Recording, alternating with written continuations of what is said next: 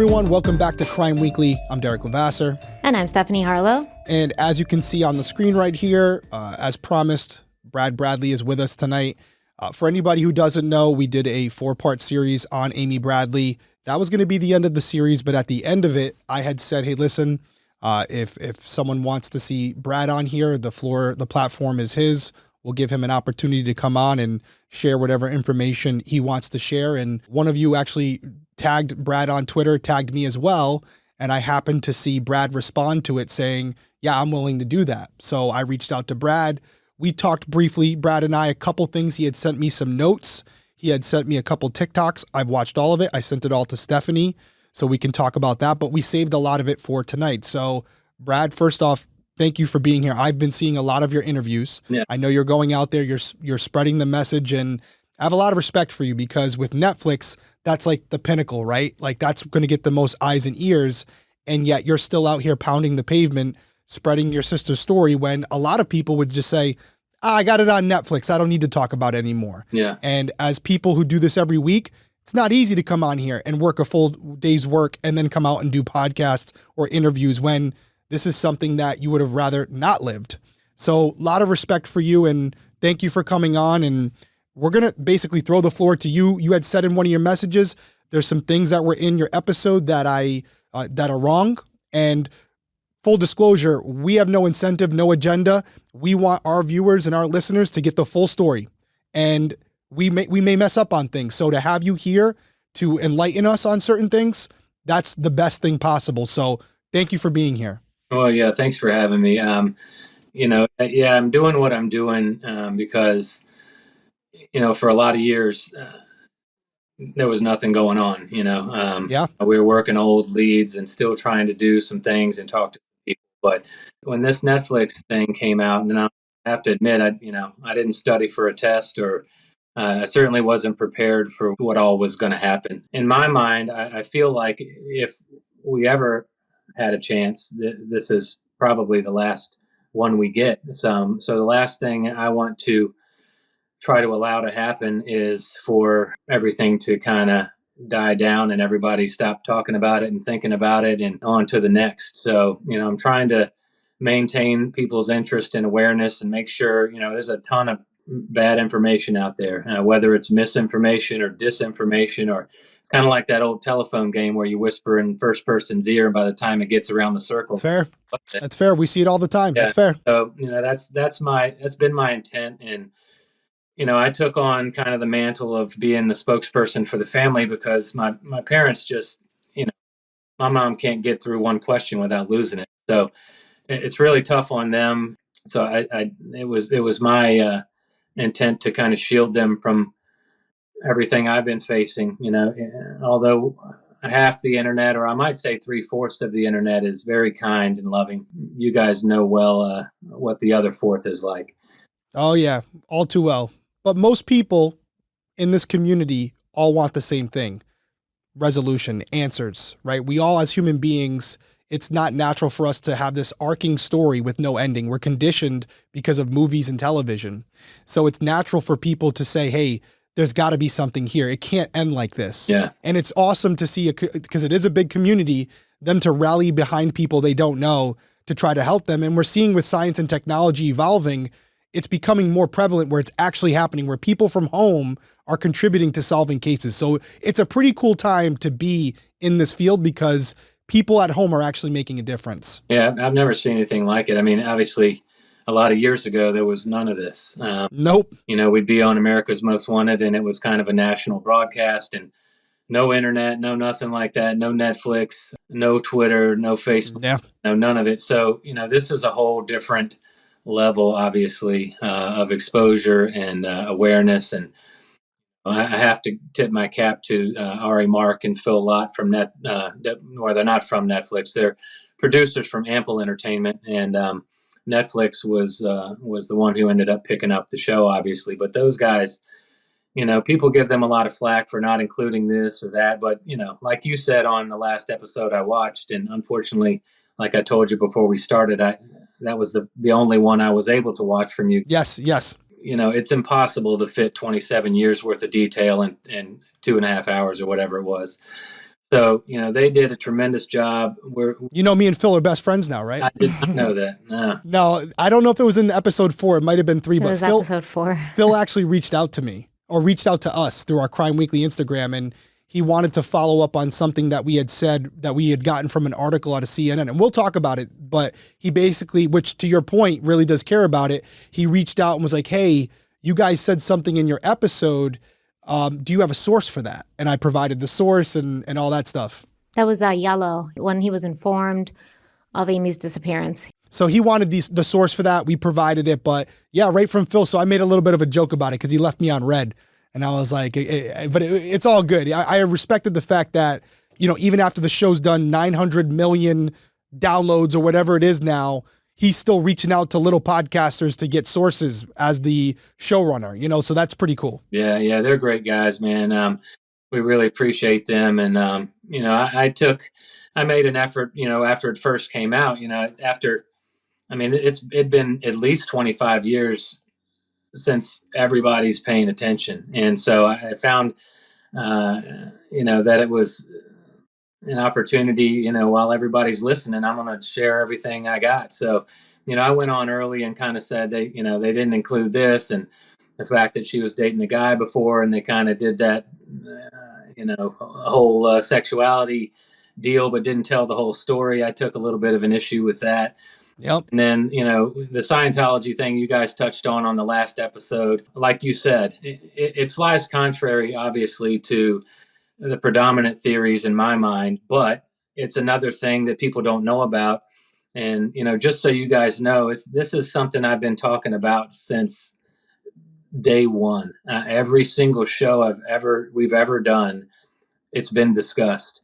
And what happens on these shows is, in order for them, I guess it's etiquette, if you're going to talk about it, you reach out to Scientology, for a request for comment, and then they come at you with a slew of lawyers and threats, and then they decide not to carry it.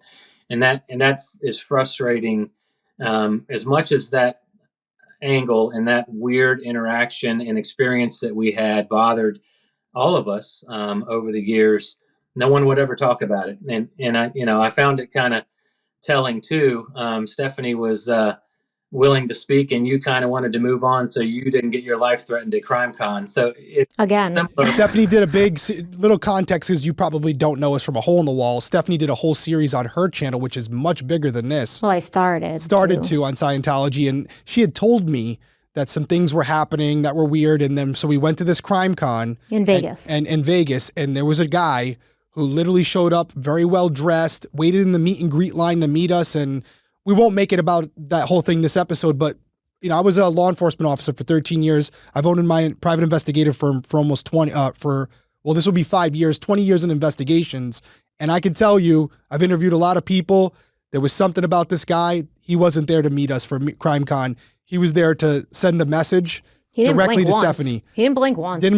And so I was kind of joking, but what you're saying, and I'm not a conspiracy theorist, there's validity to it. And I'm not even directly pointing it at Scientology.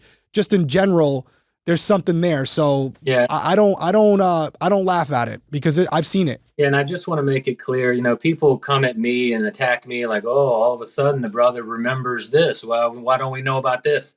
That's just, no one will talk about it, That's fair. And I was one of those people that was like, why are we hearing about this now? But to your point, You've been talking about it from day one. Yeah, even in the latest, there's a People magazine cover. I think they did a dual cover with, I think I see Helen Mirren on one of them, and then I think Amy's supposed to be on another one. But I found, and I won't share all the details because it was told to me in confidence, but when they reached out to Scientology for requests for comment, the lawyers and the threats descended on their staff and their editors, and they decided not to talk about it either. So again, every single time, totally don't blame them, especially a big production like that. Yeah. It could have stalled it. Yeah, and it's just weird to me. There was a gal in Daily Mail that did an article, I don't know, 4 or 5 right after the thing came out, and she touched on it, reached out, for comment, and they responded like within 3 hours, which she found odd because, she told me usually you have to hound these people over and over again to get them to comment. And then I haven't heard from her since, so we might want to check on her. But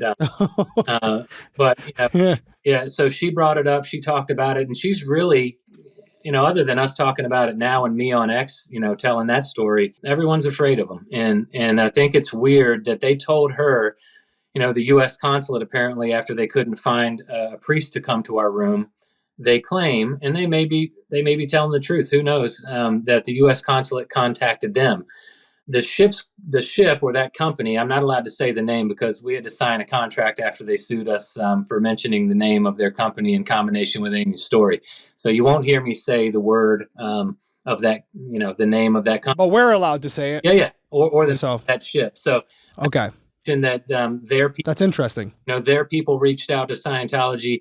Scientology claims the U.S. consulate reached out to them, and I've never been able to confirm that. And they said, hey, I guess we understand you help people with grief and loss and your methods and whatever you do. And again, may well be the case. But my experience with them was very odd. Yeah, it was odd. It was very odd. And all the people that I've spoken to, I spoke to Aaron Smith Levin from Scientology. I spoke to Tony Ortega. I spoke to Valeska Paris. I spoke to Claire Headley, who apparently was over top of Mike Render in that Sea Org. Each one of them individually told me that it would be extremely unlikely, although each one of them admitted it was rather weird that those guys show up in our hotel room at midnight. And then you get back on X and I say, well, I feel a little bit better. And people are like, yeah, believe them if you want to. So then I reach out to Jenna Miscavige. I think it was TikTok because I saw one of her videos. And this is now going back into, well, maybe I don't feel comfortable with putting that to bed. And I reached out to her and I find out she's married to Aaron Smith Levin. And she doesn't really have anything else to offer me. And I think, okay. It's hard. It's very muddled. It's hard to get any clear answers. And you don't know whether to trust them or whether not to trust them. And who knows? But those two black ladies, I have no idea if they were actually Scientology. FBI has told us years and years ago, quote unquote, we know who they are. However, they won't ever share that with us. So if they would have simply told us, hey, no, those ladies are from Aruba Customs, or, like the guy that Renner interviewed that was an ex staff member or crew member that said they were likely either Aruban Customs or police. I think they boarded the ship with the entourage of performers that got on that night from Aruba. And who knows why the hell they were talking to Amy for an hour. What I found when I got home, because of that weird experience in that hotel room and, them inviting us on that ship, and I did a lot of research on them, I was able to find in some photos matching uniforms to those ladies. And whether they were exact, I don't know. It was 27 years ago. Yeah. But, each one of the, ex-Scientology people told me that, no, they wear white, and I don't think there were any black ladies on that boat and whatever. So Claire Headley told me that she never heard of Amy, never saw Amy. Valeska Paris told me the same. And, in the end, maybe they were just trying to help, and I apologize for bringing it up if that's the case. Yeah. But, the FBI has always been dismissive of it, and I don't know why they don't share any information with us or what they have or haven't done or looked into. So it's just difficult to, like you say, in any investigation, you want to make sure everybody knows every little piece of it in case somebody knows something. That's right. In case somebody has any little piece of information that can help. So that's why I brought it up. I've been talking about the damn story since the day after she disappeared, and no one's ever been willing to talk about it. Clarified for me, you have no reason to bullshit about it. And so that was one thing where I said, this is the first we're hearing about it. Well, you're hearing it from Brad's mouth. Yeah. He's been talking about it. And I think it's understandable where people are a little nervous to talk about it because of the topic it covers. And as you even mentioned, the FBI, they've looked into it, but yet they don't share too much with you. That may be because it's an active investigation, or it could be something else. Who knows? But I think it is important to share everything because, as you just said, I always say it, it may seem trivial to you or someone else, but someone listening or watching who you've never met before may go, oh no, that's not true, and I can prove it, and here's how. They don't have to be an investigator. They may be someone who has personal experience with that, who can reach out to you directly and share that information. So it never hurts to say it. That's for sure. Now I look back on it and I feel like it's probably a huge distraction from what I actually think. Well, and I want to get into that. Stephanie, did you have to say something first? Because I feel like I cut you off. I'm sorry. No, you're good. It was something about, you said the FBI, they are not, or they have not shared their files with you at all? Never.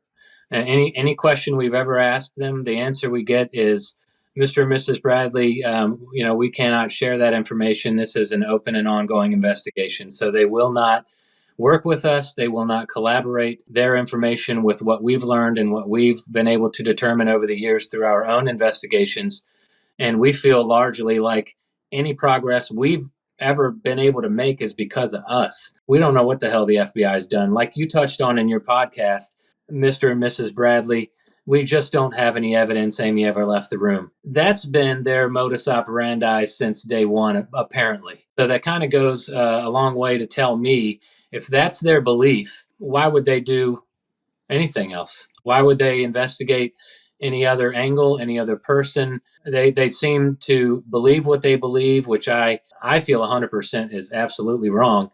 And I don't think that they've done their due diligence or a proper investigation, which is why we're seeking a new team to do what should have been done all along.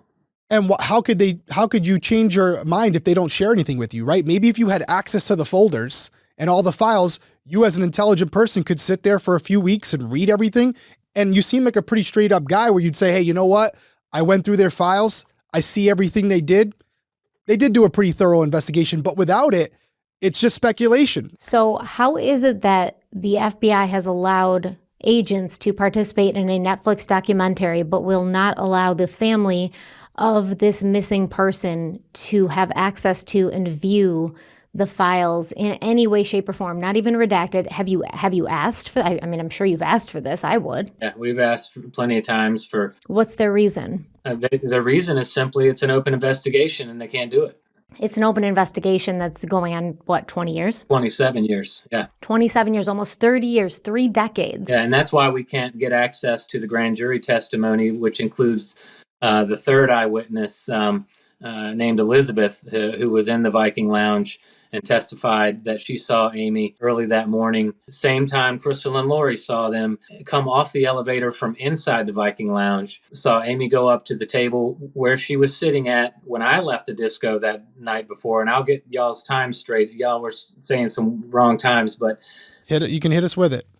She basically says that, and this is from an FBI email that was sent to us, that she saw Yellow come back down, fix a drink, handed Amy a dark drink, and then they got up and walked into an area further toward the back where she could no longer see them. A couple days later, after everything played out, she's back in the Viking Lounge, and you have to understand this girl was apparently on some antibiotic that didn't allow for her to be in the sun, so she spent the majority of her time in that lounge.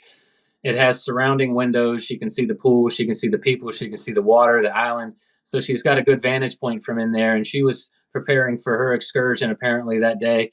She had a friendly relationship with the bartender in that lounge named Louis Lara. And after that happened, she said that the bartender became very aloof and non-communicative towards her. And at one point, a girl who she estimated to be about 18 or 19 years old, came out from behind the bar yelling, "Senorita kidnap, senorita kidnap." And then the bartender shuffled that girl back around behind the bar. Now, she testified to this in the grand jury in Richmond years and years ago.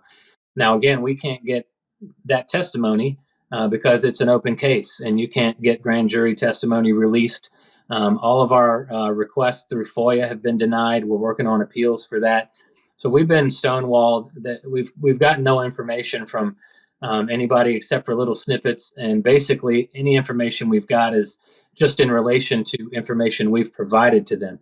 So I don't know how it all works or whether that's the right way it's supposed to happen or not, but that's been our experience. Do you think that's weird? 30 years and the FBI saying it's an open investigation, even though they claim they have no evidence of her leaving the room, which would lead to the supposition that the FBI's investigation, even though it's open, kind of makes them feel that she fell off the balcony in the room because there's no evidence she left the room. So why do they still have it open 30 years later if it doesn't appear to be? They can't close it without her.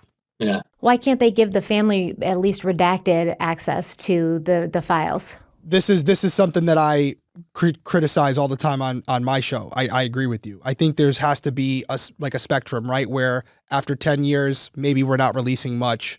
15 years, a little bit more. 20 years, it should be open source. Because at that point, you haven't solved anything. So allow a fresh set of eyes, independent investigators to look at it. Completely agree with you guys. I'm just pointing out what they're going to say. And I mean, as far as we know, the last thing the FBI has done in this case is be part of a Netflix documentary. That's fair. You'll find it. I find it interesting anyway. And obviously people don't know the details and people think what they're going to think, wrong or not. That FBI agent Sheridan says in the documentary, quote, unfortunately, we were never able to corroborate the girl's time frame. Now, the girls she's talking about are Lori and Crystal. The ones who testified during the grand jury? That's one of the things I'd have to check on whether they were part of that or not. I believe they would have been, but I was talking about the third eyewitness. So you have Crystal and Lori on the upper deck from outside the lounge to see them go up the glass elevator. They say 5:30 to 6. They said that around 6 a.m.? 5:30, between 5:30 and 6. And we have signed affidavit from Crystal's mother stating that she opened the door for the girls after she had gotten up that morning to prepare for their excursion and let them into the room just after 6 a.m. The FBI didn't then and still hasn't to this day ever interviewed that woman who could have easily corroborated the girl's time frame. So they dropped the ball on the most crucial eyewitnesses in the case in the earliest hours that claimed that they saw what they saw. And people don't understand, you can't equate those two girls with random eyewitnesses that weren't on the boat months or years later that never met Amy, never knew Amy, never spoke to Amy. These girls we knew. We met, we hung out with them, we were hanging out with them that night. They knew Yellow. Yellow was flirting with them. They knew me. We were talking. We were hanging out. We knew each other. They knew what we were wearing. They knew what we looked like. And when I left the disco, which by the way was right at closing around 3 a.m., to go outside and talk to a couple girls and sit on the chairs for a half hour before I went to the room, they were out there. I can verify they were out there at that point, and they were out there when I left to go back to my room. I don't know what they did for the next 2 hours, but the mother has told us as recently as 10 days ago that, yeah, she let them in the room right after 6 o'clock, and that's why there's no key card information. But yet the FBI failed to ever interview the woman still currently. So I feel like that's a major error.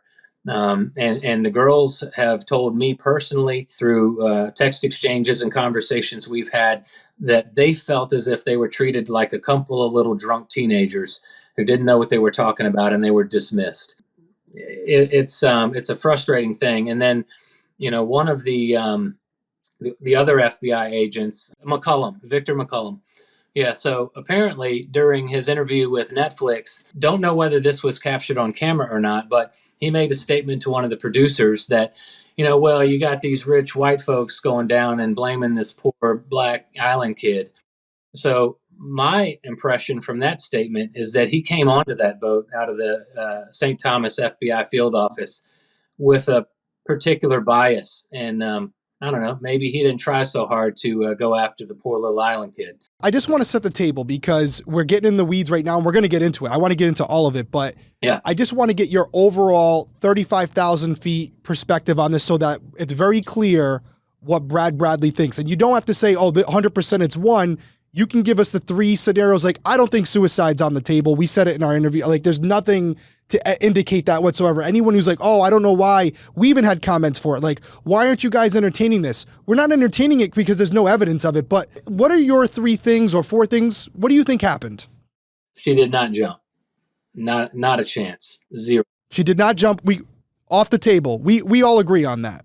She did not fall. And I'll explain all the details related to why I think that and why I know that. She did not go run away on purpose to start a new life. Didn't happen. And so what I think happened is that for whatever reason, either she agreed to meet Yellow at a specific time, and we've had times from other girls that have contacted us from prior cruises and cruises after ours that state that Yellow asked them to meet him up on the pool deck at 6 a.m. So for whatever reason, that's what he does. And I don't know. My my theory about why she came back to the room and why they didn't just stay out.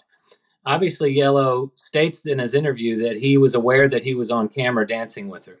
If she never returns to the room and he's the last person that was fraternizing with her, that's a bad look. So letting her go back to the room, it allows him to disassociate himself from the incident.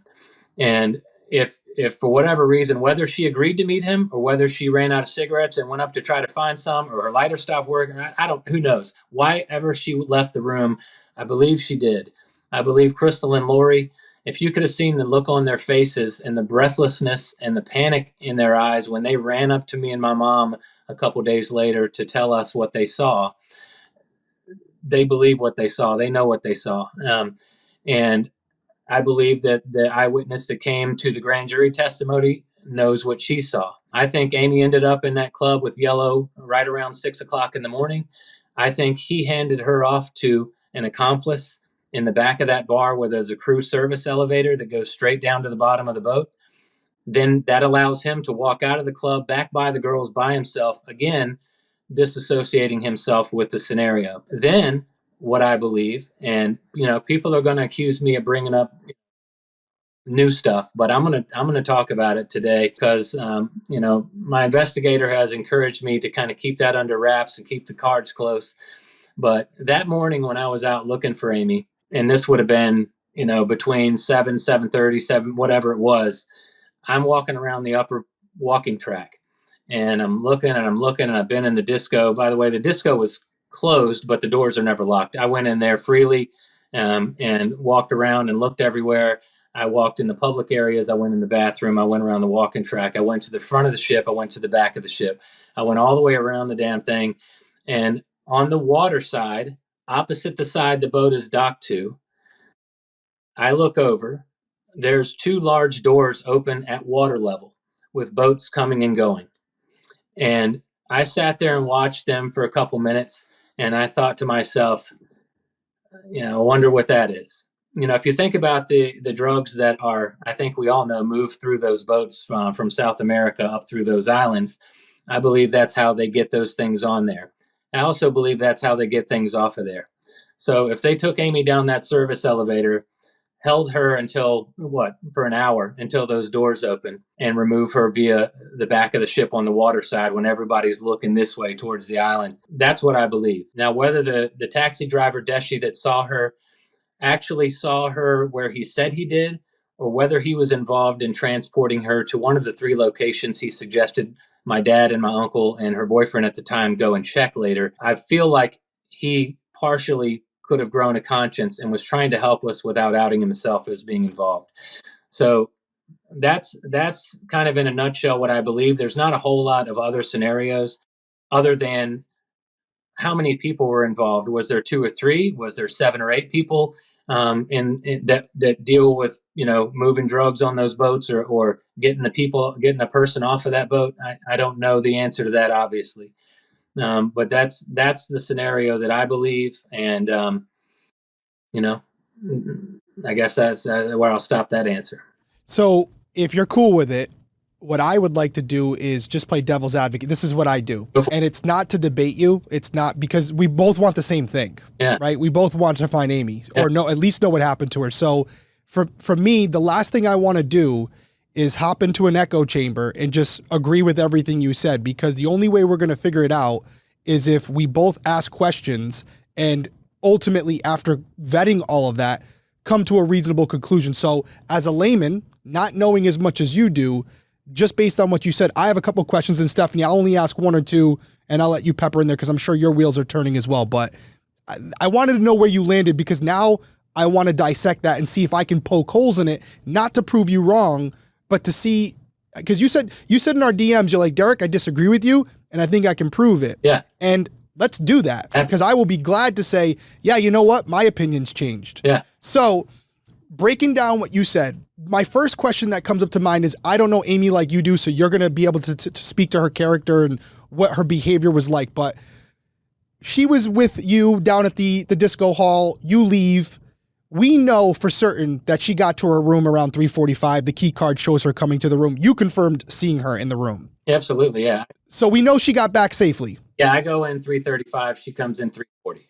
So we got her in the room. That's a checkpoint we can verify. Boom, done. Yep. She's in the room with you. You guys are on the balcony.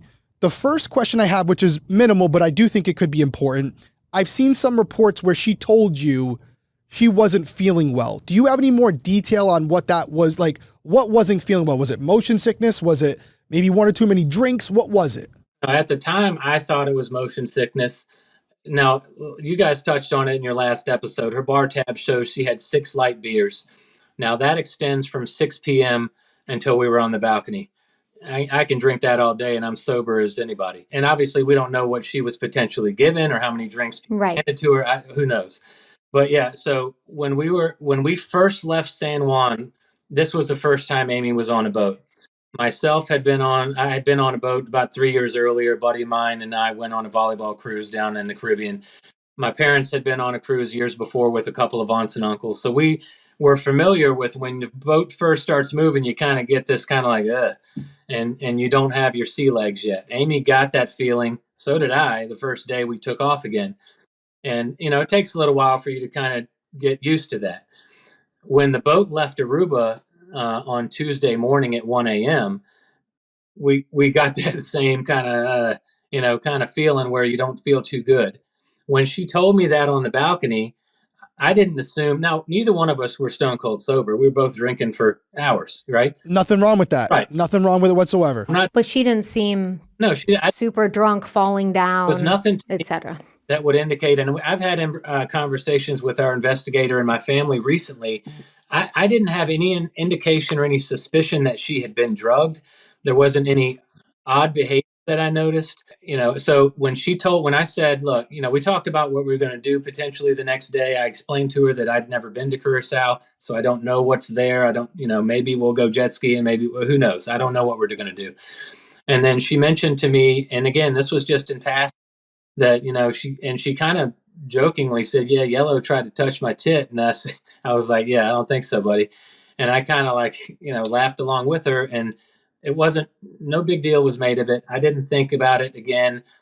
People are online kicking my ass for why wasn't I upset about that? Because she wasn't upset about it. So when I said, look, we got to be up in 2 or 3 hours, I'm going to bed. I love you.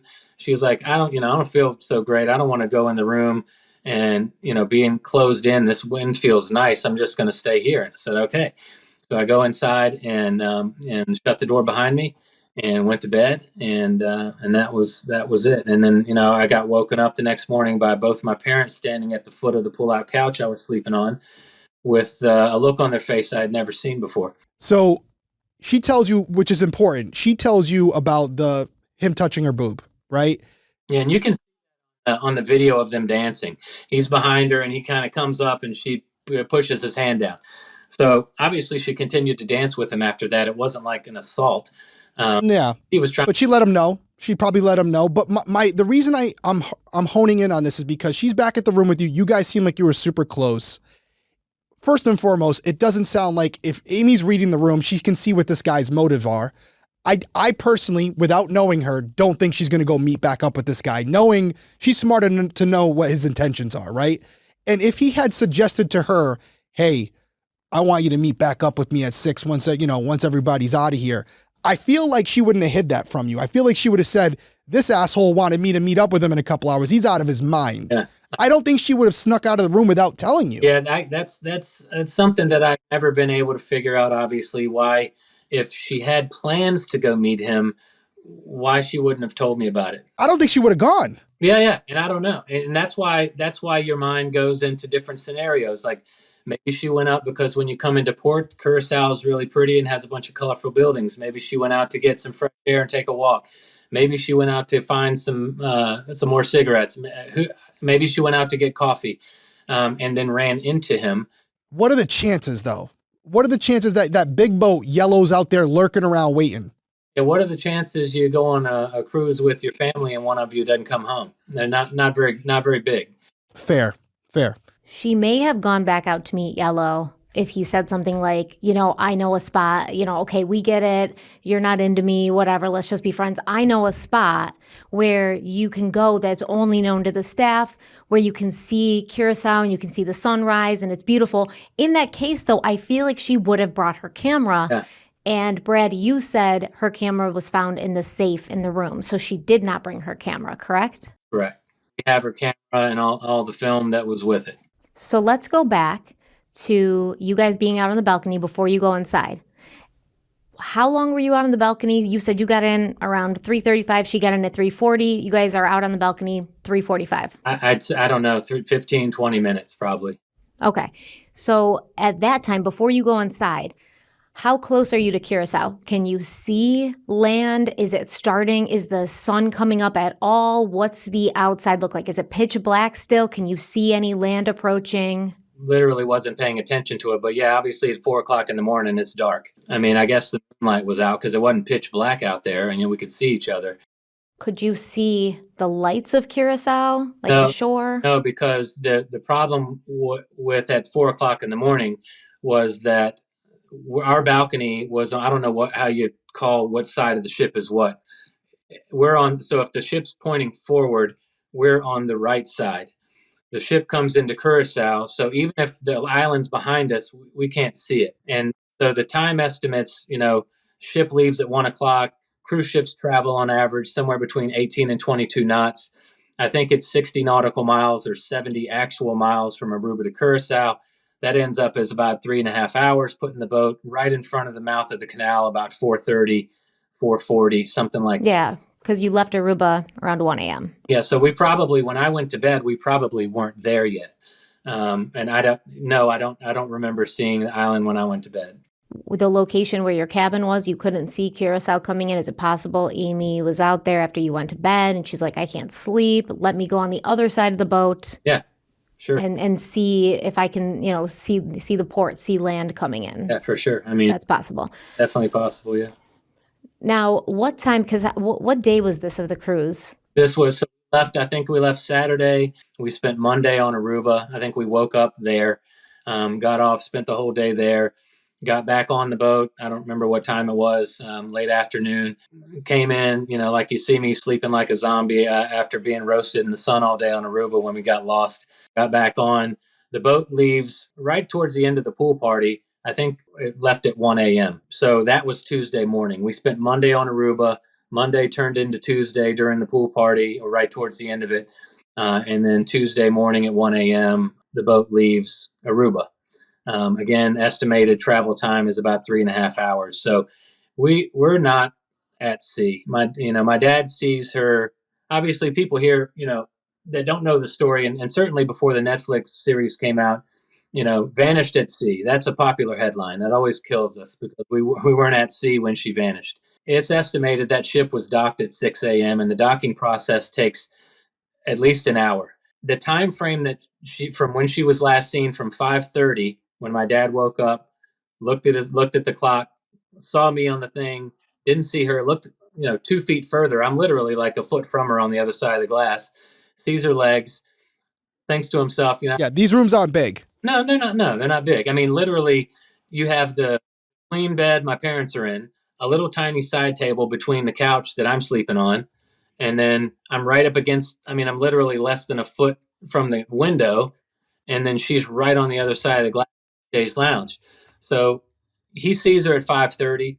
My dad has never changed his time. I've heard of all this BS about some interview my aunt gave 25 years ago where she was wrong and said 4:30. That's not the case. My dad's never changed his story. So he woke up at 5:30, saw her, went back to bed, said, we're going to be up in, 45 minutes anyway. I'll just get her up. She looks comfortable. Woke up again at 6, doors open, whereas it had previously been closed by me. And her shirt that she absolutely, I can assure you, was wearing when I went to bed was inside the room on the chair. So she 100% came back in. Another important point to make here, not only was the boat at the minimum in that little skinny canal in front of all those businesses, all those people up preparing, for their excursions. We're not out. The sea's not rough. The ship's smooth as silk. In fact, the canals, like glassy. I mean, it's the boat's not rocking. There's no motion to lilt, someone toward the rail that they won't go near. And the only way that she ended up in that water, if she did, was if she was put there. The suggestion, and I know Derek, and I respect you. I've listened to everything you say, and you're very. Give it to me. That table bullshit about that thing being up against the railing.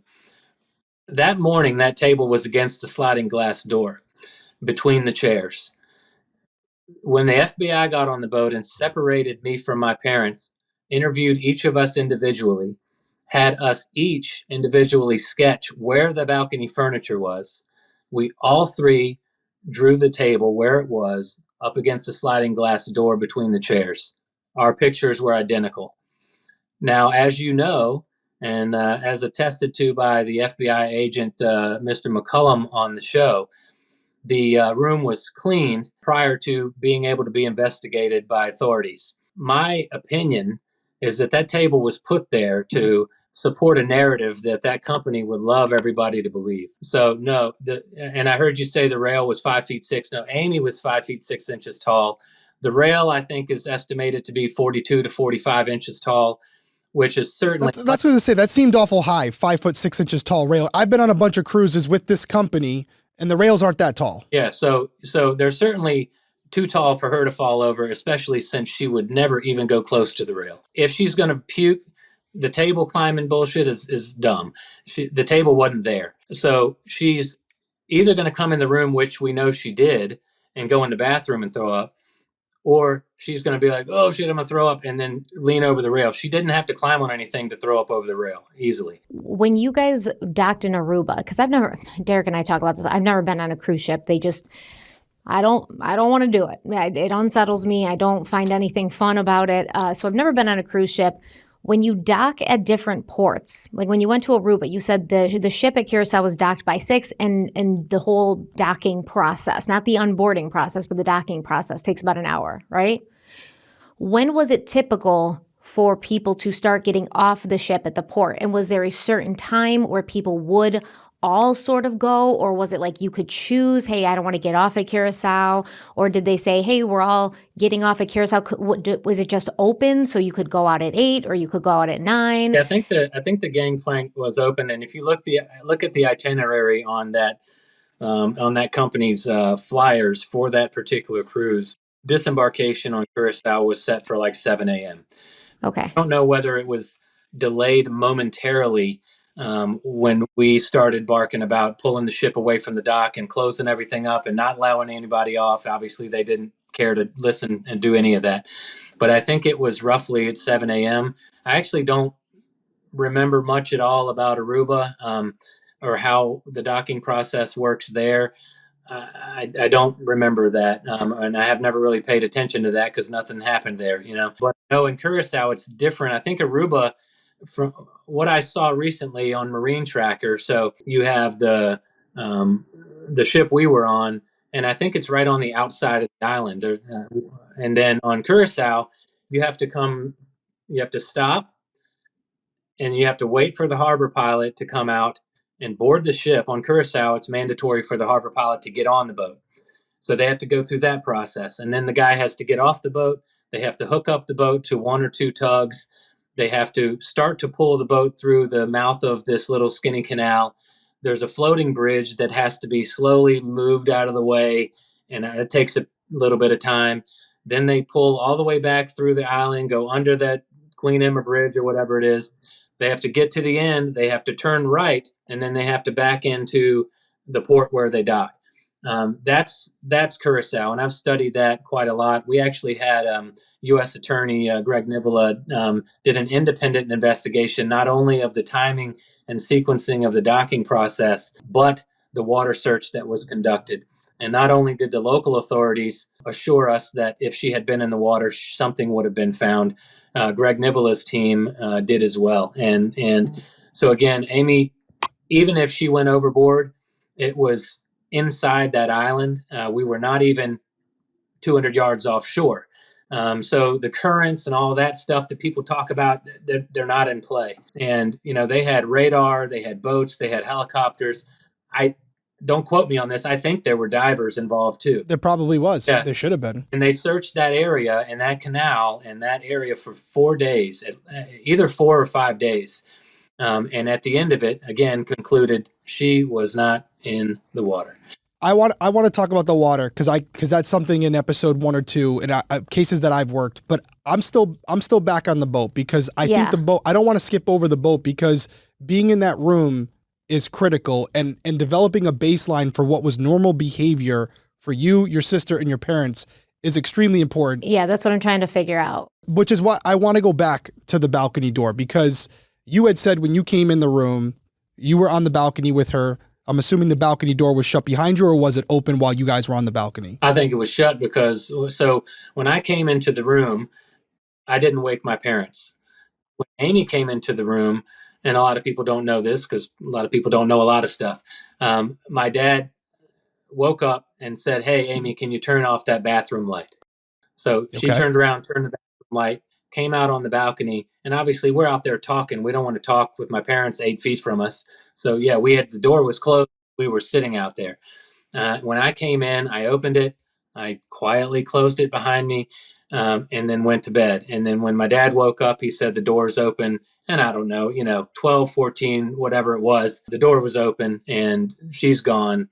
And then I have to say the whole shoe debacle drives me nuts. I've answered it a zillion times and I'm happy to, quell everybody's questions and anxieties about her shoes.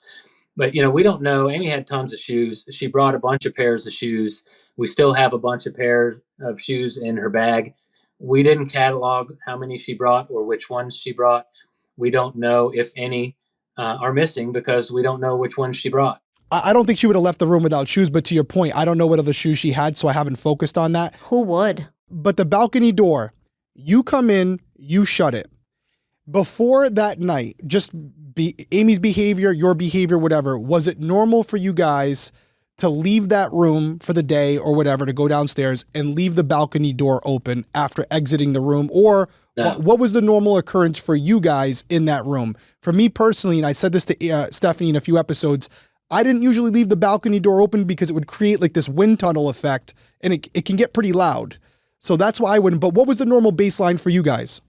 The first 2 days we're on the water, we're out on the boat. I don't think, I don't remember honestly, but I don't think we would have left the balcony door open because we don't want the room to be hot. You want the AC to cool the room down. True. So, when we all leave, I would imagine we'd shut it. If anybody was in the room, I think we'd have it open, sort of like you do at the beach, because you want to have the atmosphere of the wind and the water and all that. Mm-hmm. I remember nothing about that door having some crazy vortex if you have the balcony door open. There was never any moment where the door slammed and everybody's like, "Oh my God, watch out for that door." There was none of that. When I came in that night, the door opens and closes quietly. When Amy, that I don't think, I never noticed there was any problem with the door opening or closing when the balcony door was open. I don't recall any of that. My question would be for you, because I struggle with it, to be honest with you, Brad. I struggle with it because for a couple reasons. If Amy was leaving the room, let's just all say she left the room voluntarily for whatever reason, we don't know, right? But she leaves. One, the balconies are connected to other rooms. I never liked that because people can come from other balconies if they wanted to and hop over to your balcony. As someone who's paranoid, I hate that. It would make the room a lot warmer and it also creates some noise. Do you think Amy, if she was going out to the top deck or whatever to meet someone, she would leave the balcony door open with all you guys still in the room when the AC's on? Yeah, I don't know. It's a good question. You know what I'm saying? I struggle with it. Yeah, I hear you. And I don't have an answer for it, honestly. So, I think maybe she came in and if she was trying to sneak out to do something, maybe she didn't want to shut the door and make any more noise. Maybe, I don't know. Can't answer that. But do you think she would do that though? You're the best person to ask. Because that's not the vibe I get of her. That you would sneak out to go meet a dude without telling someone. Well, I think she's a hell of a lot more likely to sneak out and meet a dude than jump off the balcony or do some other dumb shit. I agree with that. I agree with I think that's off the table as far as I'm concerned. This is a good point to bring up. So, I've been accused of like accusing all these different people. Anytime I mention a name of another character on the boat, it is not in an attempt to accuse them of any wrongdoing. Like you say again, you want to give everybody all the information. So there's a bartender named Caitlin Fedges who works in the casino. Amy and I spent several hours in the casino in the days during the early, days of the cruise. We met and spoke with Caitlin. Amy and Caitlin were very chatty, and I'm standing there, and Caitlin's talking to Amy about getting together after she got off work. So if Amy is going to go meet anybody, potentially it would make much more sense that she's going to go meet her or a girl rather than Yellow, who's kind of a slimy guy making a move on her.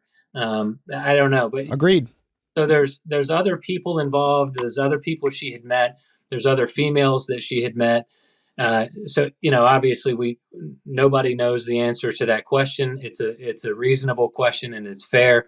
But I don't know. I don't think that should be the biggest sticking point, because to believe she didn't leave the room means that you have to discount about 10,000 other very interesting and curious facts, which I'd like to get into, and you can point me to the right time to talk about this particular thing as to why both Yellow and Oscar Alexander need to lie through each of their interviews. If Amy never left the room, what reason does anyone have to lie about anything? And I can explain to you. Oscar Alexander, because we didn't talk about him. He's I believe you're talking about Yellow's roommate, correct? Yep. Okay, he had a cabin mate. I was going to ask you about that. I guess my final question, Brad, for the room would be: did they, just for detective questions, quick, and you can answer them spitfiring? Did they ever dust the room? Did they ever dust that balcony? Yeah. Anything found from that? No. We actually sent Amy's prints. There's some crap that was first brought up by the company's attorney. There was some heel print on the outside of the glass, like Amy's sitting on the balcony on the railing. BS. The FBI confirmed that was not accurate. There's no handprints on the rail. Victor McCullum and the FBI in the Netflix documentary confirmed there were no prints. We supplied Amy's prints to them, and they compared to anything and everything they found on that balcony.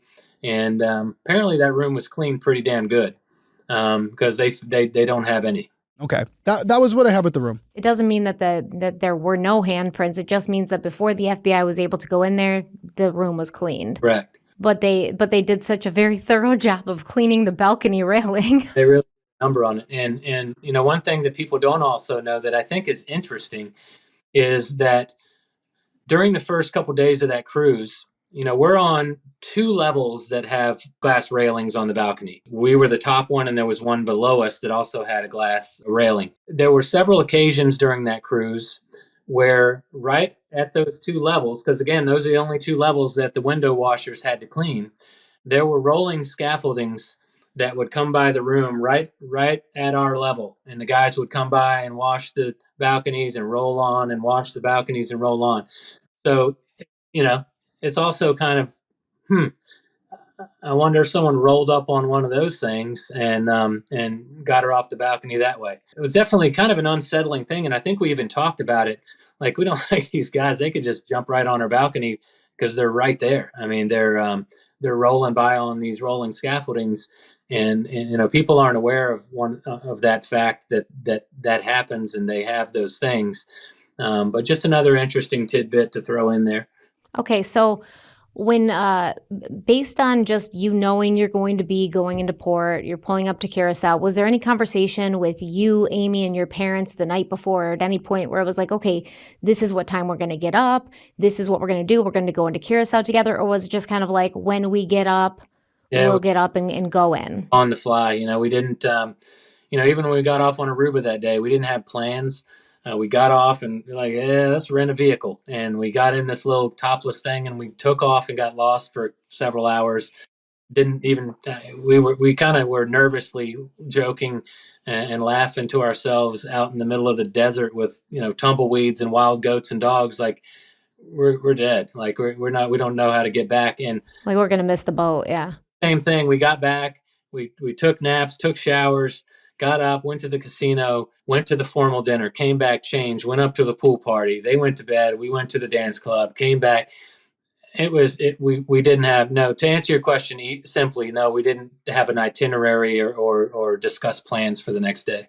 So considering that you and Amy were kind of getting into bed late, and the boat was docking at around 7 a.m. and you knew people would be probably getting off at that point. Was there some sort of understanding of like, hey, the parents will get up and then we're going to get you guys up? Or was it kind of like maybe your parents would go into Curacao and then you and Amy could get off when you got up? What time would you have to be back to the boat if it docks at 6 and starts letting passengers off between 7 and 8? What time would you be expected to be back to the cruise ship in order to make sure that you don't get left behind? Back to the cruise ship after, I lost you there for a second. So you're... Yeah, like when you go to port, if you go to port, it's usually 4 or 5, Stephanie. You usually have to be back on the boat. Like if you get off to go do excursions with Royal Caribbean, it's usually 4 or 5, maybe 6 p.m.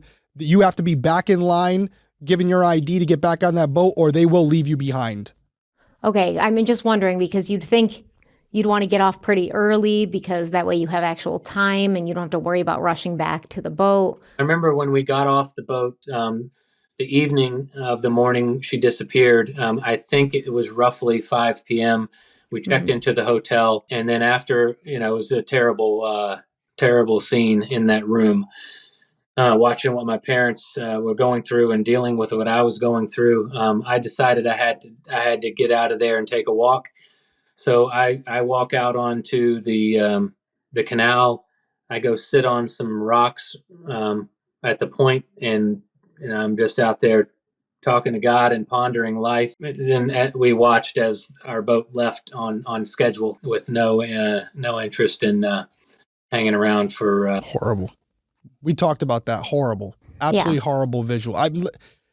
Like I said, the fact that you're still out here talking about it, I mean, I think people who are watching this as for quote unquote entertainment, you know it and I know it, right? They don't see that these aren't fictional characters. Right.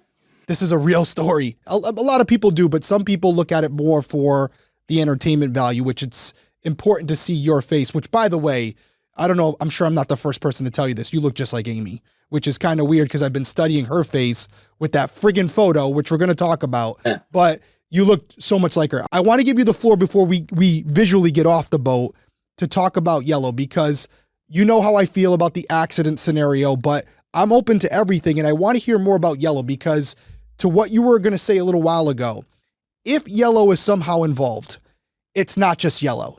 There's got to be more people, including people that he was living with in his cabin, because there's no way he could pull this off without multiple people giving him an alibi, right? Right. So the floor is yours. Talk about it. I've seen some things online, but maybe you can just clear it up because I did see that he had a roommate and that he was interviewed, and I think he's defending him, but I'll let you kind of clarify everything. So first of all, you have to understand when my dad woke up at 6, he left the room, didn't wake Mom or I. So obviously you can leave the room without waking people up.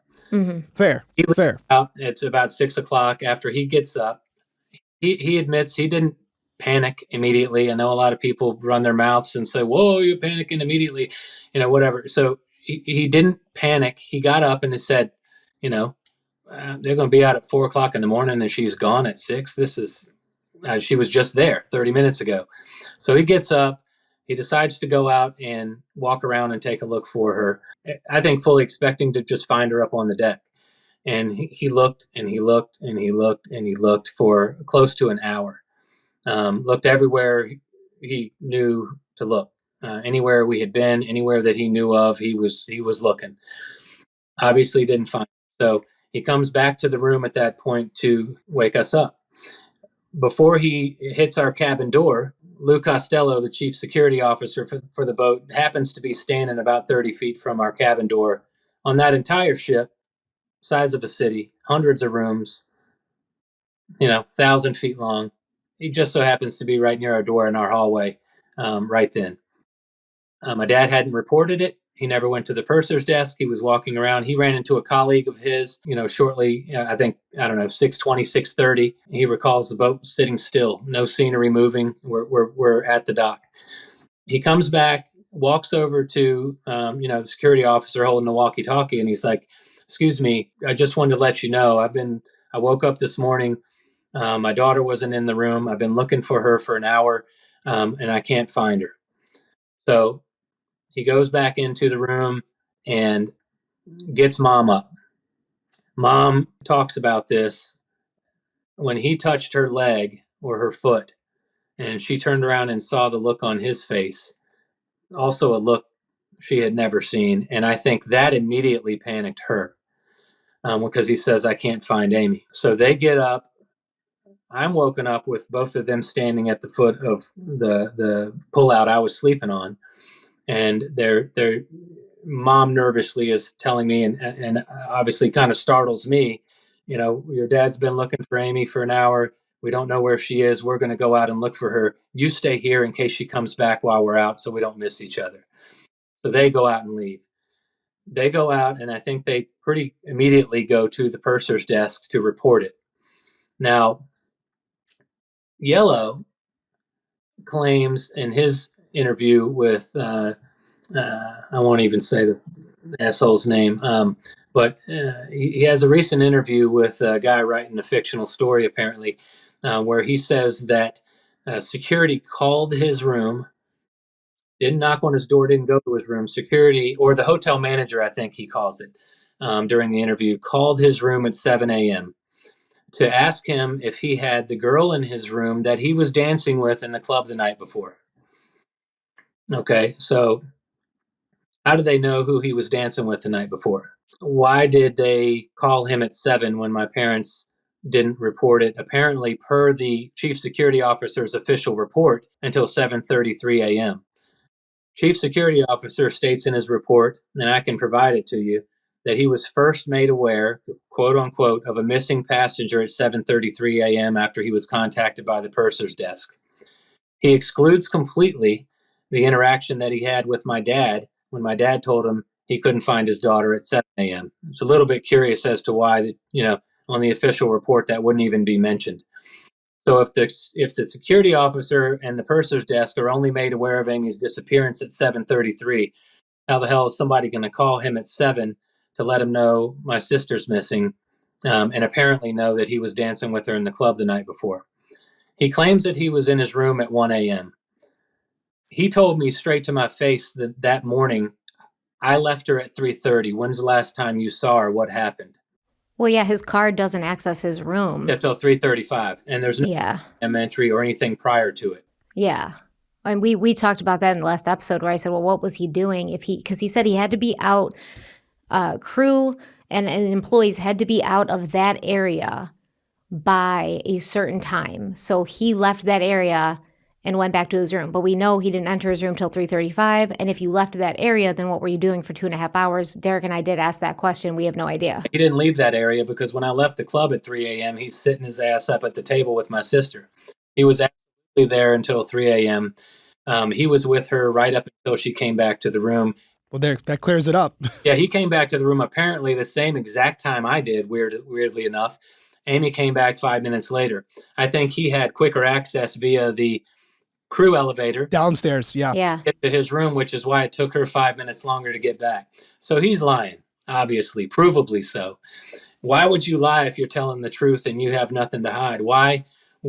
You're 27 years later. You're not trying to protect your job anymore. To play devil's advocate, because even 27 years later, there's so much online, even before this Netflix documentary, because I was looking into Amy's case years ago, and I saw all the Reddits and the internet forums saying Yellow's guilty, Yellow's guilty. He's claiming he's getting comments, this, and that. So maybe at the time he lied because he was like, I don't want to get in trouble for this. I don't want to get this pinned on me. And now he's still lying about that gap, because he's like, well, now if I say I'm lying, I'm going to look suspicious. So it's kind of, I'm going to die on this hill thing, deny. Another interesting thing, and please kind of bring me back if I don't address the point you just made, but the chief security officer's report also states that Yellow made many false statements during initial questioning until I explained to him the LockLink key card, and then his answers fell more in line with the facts. So not only do you have a security officer excluding pertinent information about my dad's first indication to him that Amy was missing, didn't mention it at all, then you have a security officer who, I don't know, and this is just a question, Does it seem like to anyone that maybe he was coaching Yellow through his answers by saying, he's given these kind of false statements? And then I say, well, hold on a second, Yellow. We have your key card data that says you go in here. And then Yellow says, oh, yeah, okay, I go in there. So that's interesting to me, that little fact. Are you talking about Lou Costello? Yeah. The chief security officer? Okay, so you did have access to the chief security officer's report. You've seen that? Portion of it. We were provided that. And I can't tell you exactly who gave it to us. There was an FBI guy named Brad Bryant that we worked with for years. There's several names that, sometimes I get mixed up when you're talking about all the different people, a lot of them. But yeah, we have certain portions and pages that are pertinent to Yellow's movements, which show her based on his report. This is based on their bar tab and he was able to track Yellow and Amy, and they're on the Stargazer deck sometime between 2:30 and 3:30 a.m. So it easily proves Yellow's lying about the 1 o'clock in the morning thing. And I think during his questioning with the FBI, since they had the lock link data saying 3:35, that was his story then. And that's a problem with a liar. A liar has to remember all the lies he's told. And I think Yellow, unfortunately, after having 27 years of rehearsal time, didn't quite study enough for the interview that he gave. So he's saying 1 o'clock. He says that he's got a gay uncle. His daughter says no such thing. He says his daughter says he lies. She breaks down on TikTok. He lies about this. He was well aware of people smoking. They were around him all the time. He never had a gay uncle. I didn't go get a job in Georgia, blah, blah, blah. So, all right, so we got that Yellow side of the story. And whether you guys have spoken about this on your prior podcasts or not, about him coming up to me that morning as I'm exhausting my initial search effort and sat at that table by the pool.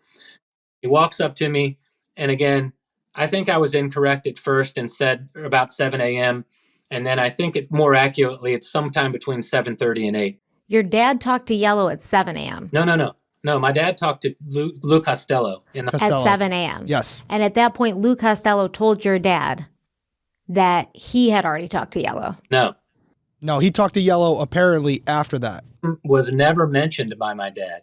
We didn't ever associate Yellow with our suspicion until Lori and Crystal came up and told us 2 days later they saw him go up the elevator with her. So my dad never said Yellow's name during his interaction with Lou Costello. So why did they call him directly, if in fact they called him at all? So here's what we have. This is what Phil reached out to me about. Yeah. We had said in an episode that Yellow's original statement, this was to CNN, he had said that he was contacted at 6. Clearly, that's what he said in the interview. They could have gotten it wrong. He could have gotten it wrong. We know that's not accurate, right?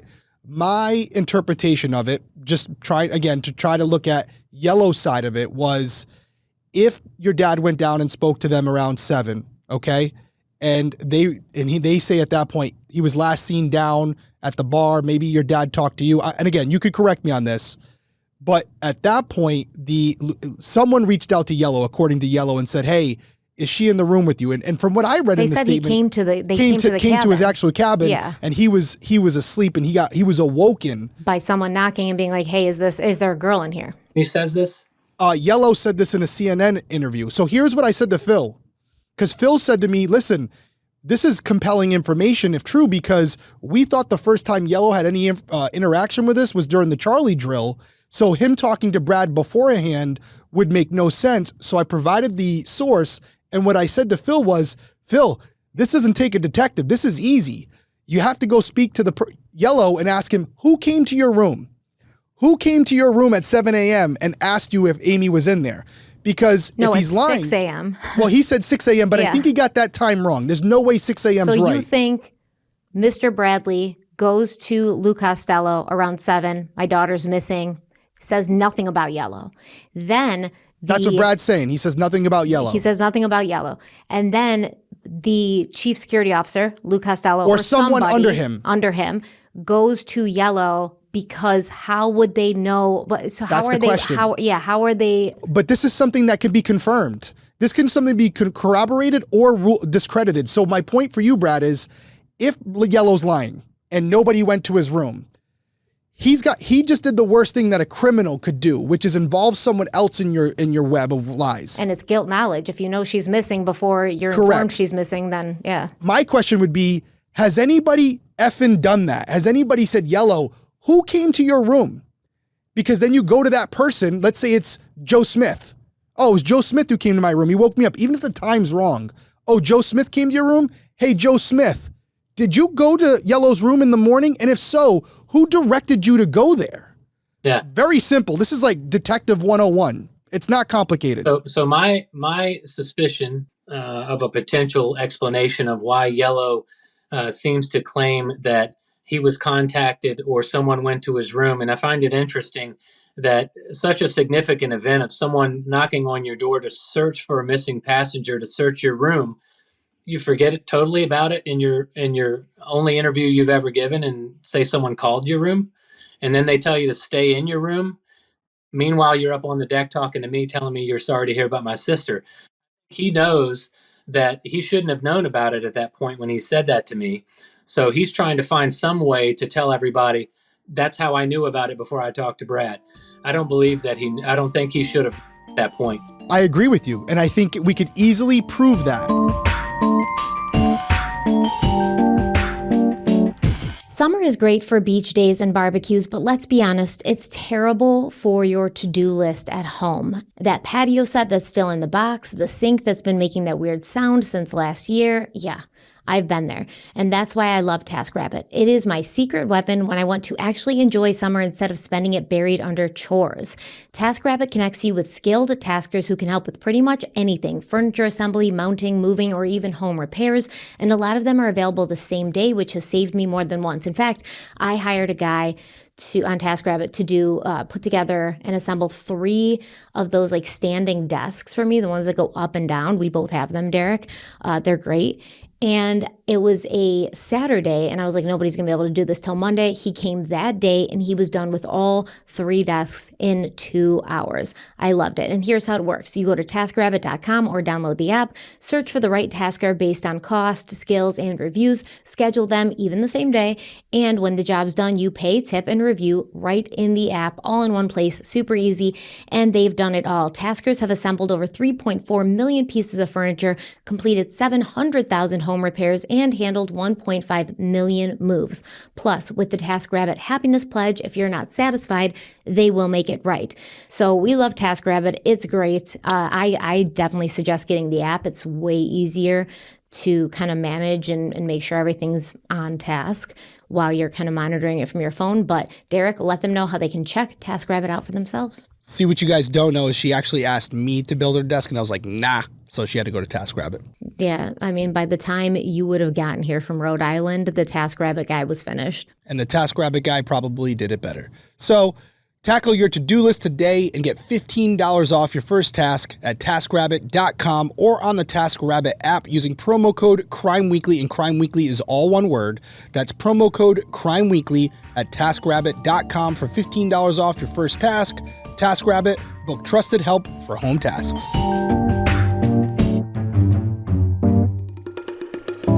I don't want to lose track for you because you had mentioned earlier about Yellow having a roommate or a cabin mate, a bunk mate. I think this would be a good time to get into that. Yeah, so there's a little bit more to that story. So when Yellow said, I left her at 3:30, what time did you last see her? What happened? And I said, well, I start to say, well, when I left it, he said, hold on a second, I want my brother to hear this. So he stops me, interrupts me, walks over about 50 feet to a table with 3 or 4 guys at it. I assumed who were his bandmates. Brings just one of them back over. Don't know why it would be just one and not the whole crew. Why is that one specific guy need to hear what I'm about to say? And he comes back over and he's like, okay, go ahead. Now, I don't know if this guy was Reggie, and I'll talk to you about Reggie later, or whether this was Oscar. I honestly don't know who the guy was he brought over. I don't remember what he looked like. It was just another guy that was at that table over there. So he says, okay, go ahead. So I proceed to lay out my timeline of exactly when I left the club, exactly when I got back to the room. And by then I didn't have the key card data, so I didn't know exactly when. But I got back to the room, I don't know, 3:30 or whatever it was. Amy came in, and I think I probably said 10, 15 minutes later. It turns out it was 5. And then, so in retrospect, and at the time it didn't register to me. I'm in my head. I'm in my feelings. I'm freaking out. I don't know what the hell's going on. I'm realizing this isn't good. And so I didn't I wasn't of the right mindset to pay attention to what was happening. And looking back on it, it seems clear to me that he stopped me to go get that guy so he could hear my account of my timeline directly and they could have their story straight based on my story. That's what I believe. Now, whether that was Reggie or whether that was Oscar, I do not know. Now, Oscar, never heard the guy speak. And the only good thing that this author has done as a useful idiot is get these people to talk when they should have kept their mouth shut the whole time. So this roommate who was staying with Yellow did an interview. Yeah. Okay. Now, it's not a full interview. There's only a 3-minute and 14-second clip of a statement with a still picture of Oscar Alexander's Facebook profile picture, not a video of a guy talking. For the audience, we won't say his name, but I've seen your Twitter post and stuff. This is someone who's in the true crime community who's been conducting their own independent investigation. So if they go look at your Twitter, they can go see what you're talking about. But this person is not. Why are we not saying their name? If you don't mind me saying it, I'll say it. So it's James Renner. And basically I just wanted to make that clear because he's not someone who's with the FBI or with law enforcement. This is someone else who's doing it for their channel. So he did the interview with this roommate, Oscar. And he's the one that did Yellow's interview. Okay, cool. So he releases this new audio clip of Oscar's statement. And I wish I had listened to it just before this interview so I'd memorize exactly what he said. But the most important points are, he said that Yellow met Amy that night at the pool party because she was coming up and requesting music. True, we both were. He said that they had, a short conversation after their set was over. True. He says that after we finished playing, we packed our stuff up and went back to our rooms. Now, Yellow in his interview says he went back to his room, took a shower, and came up to the club for 1 or 2 songs so he could explain away why there's a video of him dancing. Oscar claims they both went back to their room after they finished playing, and that was it. Oscar claims that somewhere between 3 and 4 o'clock in the morning, security knocked on their door and searched their room for Amy Bradley. Okay. And we know that's wrong. Obviously, Amy wasn't missing till after 7 a.m. Right. That's definitely wrong. If he's going to say 6:45 or 6:30 maybe, 3 or 4 o'clock in the morning is a pretty, especially if you're in your room at 1 o'clock sleeping, that's a pretty significant event that would be burned in your brain forever. And again, Yellow makes no mention of anyone searching their room at all. He got a phone call. Well, he might have said in that, just to be fair to him, he might have said in that CNN interview, I'll send you the source after this because I sent it to Phil. Yeah. He said that someone came to his room. Yeah, but it wasn't. He did, but he changed his story after because in his interview with James Renner, he said he got a call. Yeah. Yep. Okay. And so that's a discrepancy. Okay, cool. I'm with you. I've spoken to Amika recently simply about the story that her dad has told her over the years and how many times it's changed and how. I can get you all those details if you want. Amika tells me that after, now she was in her mom's belly when he came home from that cruise. Her mom was pregnant with her at the time. So she gets all of this information secondhand from her mom. She wasn't present. But the mom has told her throughout her young life and growing up, when she got old enough to, I guess the mother was concerned about, Amika finding out online about her dad instead of hearing it from her mom. So her mom tells her all these things. You hear about the pictures of Amy. I don't know that the pictures in the suitcase included Amy, but you hear about all the pictures of women in his suitcase. Amika tells the story that her mom told about Yellow bragging about having $60,000 for whatever reason when he came back from the cruise. Yellow's mother told her that Reggie came to her after the cruise and said that something happened on the boat and Yellow was involved and, I need to talk to you about it. And then she, I don't know whether she heard from Reggie again. Amika's mother says that Yellow called her from that cruise either before the boat got to Aruba or before the boat got to Curacao. She's not exactly sure. And she says that Yellow called her and told her, and she found it odd, like, why are you telling me this? That he had to get off the boat to deliver a package or bag to a guy. And she mentioned the guy's name, and I can give it to you, but I'm going to hold that to the chest right now. No, you can keep it in-house, and that way there's no way they could say it came from an outside source. Mm-hmm. Keep it in-house. Amika believes her dad is guilty. I asked her on a recent live I did with her whether her mom feels similarly, and apparently she does. The pictures in his suitcase, Yellow claims, people took pictures with him all the time. They're fans and blah, blah, blah. So how are you going to get everybody's pictures that they take with their camera of you that they want? Mm-hmm. No, that doesn't work Mm-hmm. like that. My mom has the receipt from the reprint order the night Amy and her went to the photographer booth. Yeah, I was going to ask you about that. So she walks up, they walk up together. Mom says, hey, let's go get y'all's pictures. We didn't take family pictures. It was just Amy and I. Mom and Dad were talking to their business associates and weren't in the pictures. So they walk up to get the pictures and they say, hey, I would like to pick our pictures up. And she said the guy was like, oh, yeah, they're right over here. I remember and he walks over and there's a blank spot. And he's like, well, that's weird. I just put those there a few minutes ago. So there's no pictures. And the guy's like, well, that's funny. Would anybody from your group have purchased the pictures or got them for you? And my mom's like, no, don't think so. And so she had to submit an order or a ticket for those pictures to be reprinted because they were gone and they were never found again. So why were her pictures missing? Why is Yellow lying? Why is Oscar lying? It's not because she fell off the boat. Were there any, to your knowledge, any pictures in Yellow's suitcase that were those types of pictures taken by the cruise line? We don't know because that story came from 1998. And Mika only first contacted us in 2016 or 17. I don't remember which one. But so you're talking about 17, 18 years later. That suitcase is long gone. No one can even investigate what pictures are in it. Yellow's wife saw them, though, right? Yeah. If her mom would be willing to speak with me. I know my mom's spoken to her. I know that the FBI has interviewed her and candidly told my mother they believe she knows more than she's telling. But we don't know, no one was ever able to investigate the suitcase because it was, 18 years old at that point. I'd be interested to know if Yellow's wife remembered whether some of those pictures were like Polaroids, candids, or like posed pictures that the cruise line would take because they would obviously have an insignia on them from the cruise line. Yeah. All right. So what Yellow told James Renner, he said he had to be out of guest areas by 1 a.m. So he had to be out of the Viking Crown lounge. But he was seen by staff with Amy on the Stargazer deck from 2:30 to 3:30 a.m. And you, Brad, also saw them during that time frame. The security officer, Lou Costello, consulted the LockLink system, which logged when the passengers and crew entered their cabins.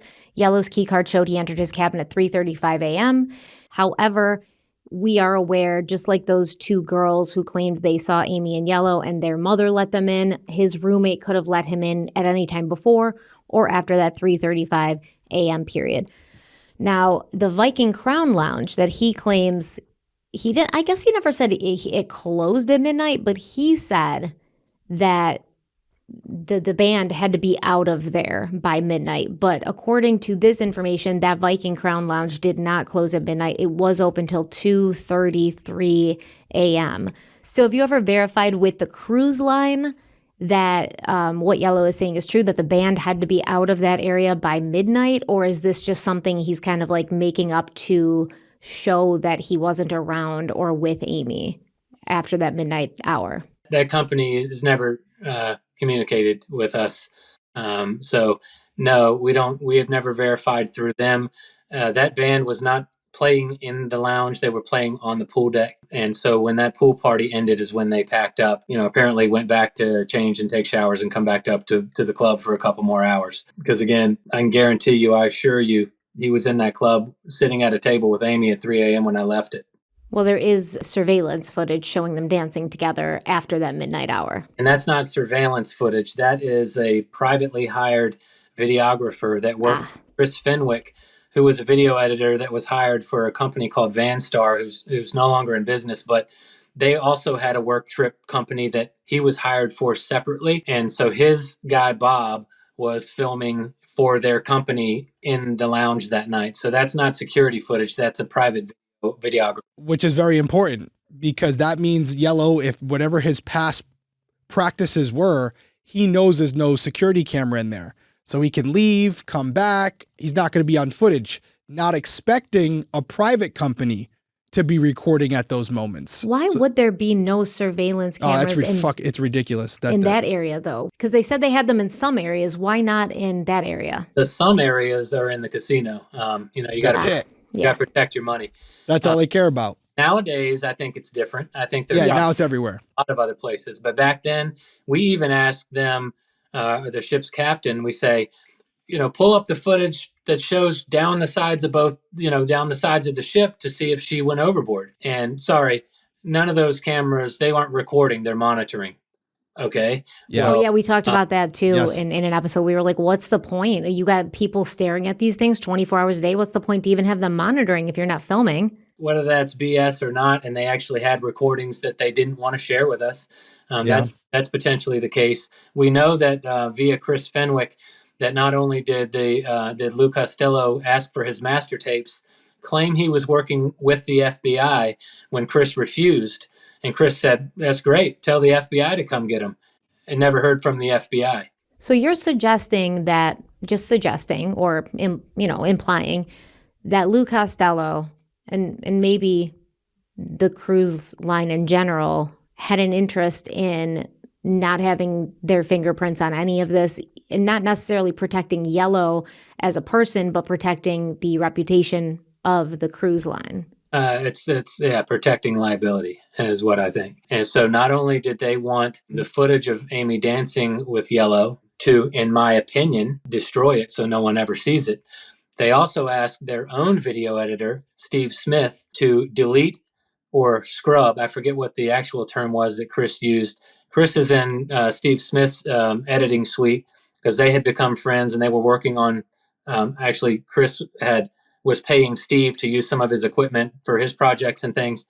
So he goes over to Steve's room one day and he's like, what are you working on? And Steve's sitting there at his computer. And he said, they asked me to remove any footage of Amy from my tapes. So meanwhile, you have Chris Fenwick preserving evidence in a potential criminal investigation while the company is apparently deleting it. So wait, Steve Smith worked for the cruise line? Yeah. And you've heard this from him, that they asked him to remove any footage of Amy that they had? I've never spoken with Steve Smith personally. I have spoken at length with Chris Fenwick. He documented this all from day one. He's got a whole story. He did a podcast with a gal named Katie Beck. Steve told Chris that he was advised to delete any footage of Amy from his tapes so as not to show her potentially with any crew the night she was that she disappeared. Now, again, that's speculation on my part. I have no proof of their motives. Chris Fenwick is an extremely credible individual, and he's documented every single detail of this at length. And he's actually contacted Steve Smith recently, and I don't know we're not at the end of what they are discussing at this point. So I don't have any resolution on that story as far as what Steve remembers or doesn't remember. That cruise director, Detweiler, he's not so popular. No, I wasn't a fan of him. We hate him. Yeah, I wasn't a fan of him. We had a lot to say about him in our episode. Yeah, I can tell you that, although he stuck to the talking points of she either jumped or fell, Yellow and Oscar, I think, forgot the company line. Both of them allude to a crime, by the way. Neither one of them, as easily as they could have said, she jumped or she fell, they allude to they hope that the family finds the person or the people responsible for this crime. And I find that a little bit interesting. I don't know what I don't know, but I do know what I suspect, and I do know when I hear a provably false claim over and over again in multiple different ways. And, all of these things combined. And again, I'll go back to the morning. I think it was like 3:45 in the morning. We had reboarded the ship after we were told by the authorities in that harbor that she was not in the water. We said, okay, well, we're not done with that boat then. So we get back on. Their attorneys are standing front and center at the time. And we had not yet gotten the FBI through the efforts of my family at home to get on the boat yet, which they subsequently did. So that time frame, we've all talked about it. And from the time we got back on the boat, so she goes missing Tuesday morning, 6 a.m. ish. We get off the boat 5 p.m. The next day, we get up. We're told she's not in the water. We get on a commercial flight from Curacao to St. Martin. We beat the boat there, so we have to spend a night in the hotel, get up the next morning, take a tender or a ferry out to the boat to reboard. So then that's going to be Thursday morning. And so shortly thereafter, the FBI arrived from the field office in St. Thomas. 2 guys, no dogs, no team. And again, we talked about the bias that I'll call at least one of the agents got onto that ship with. It's a blur. We don't know really we can't remember what really happened that day or when the interviews took place. I know the Norwegian consulate got on the boat because that's a Norwegian, they're flying a Norwegian flag, I think, out of Norway, whatever.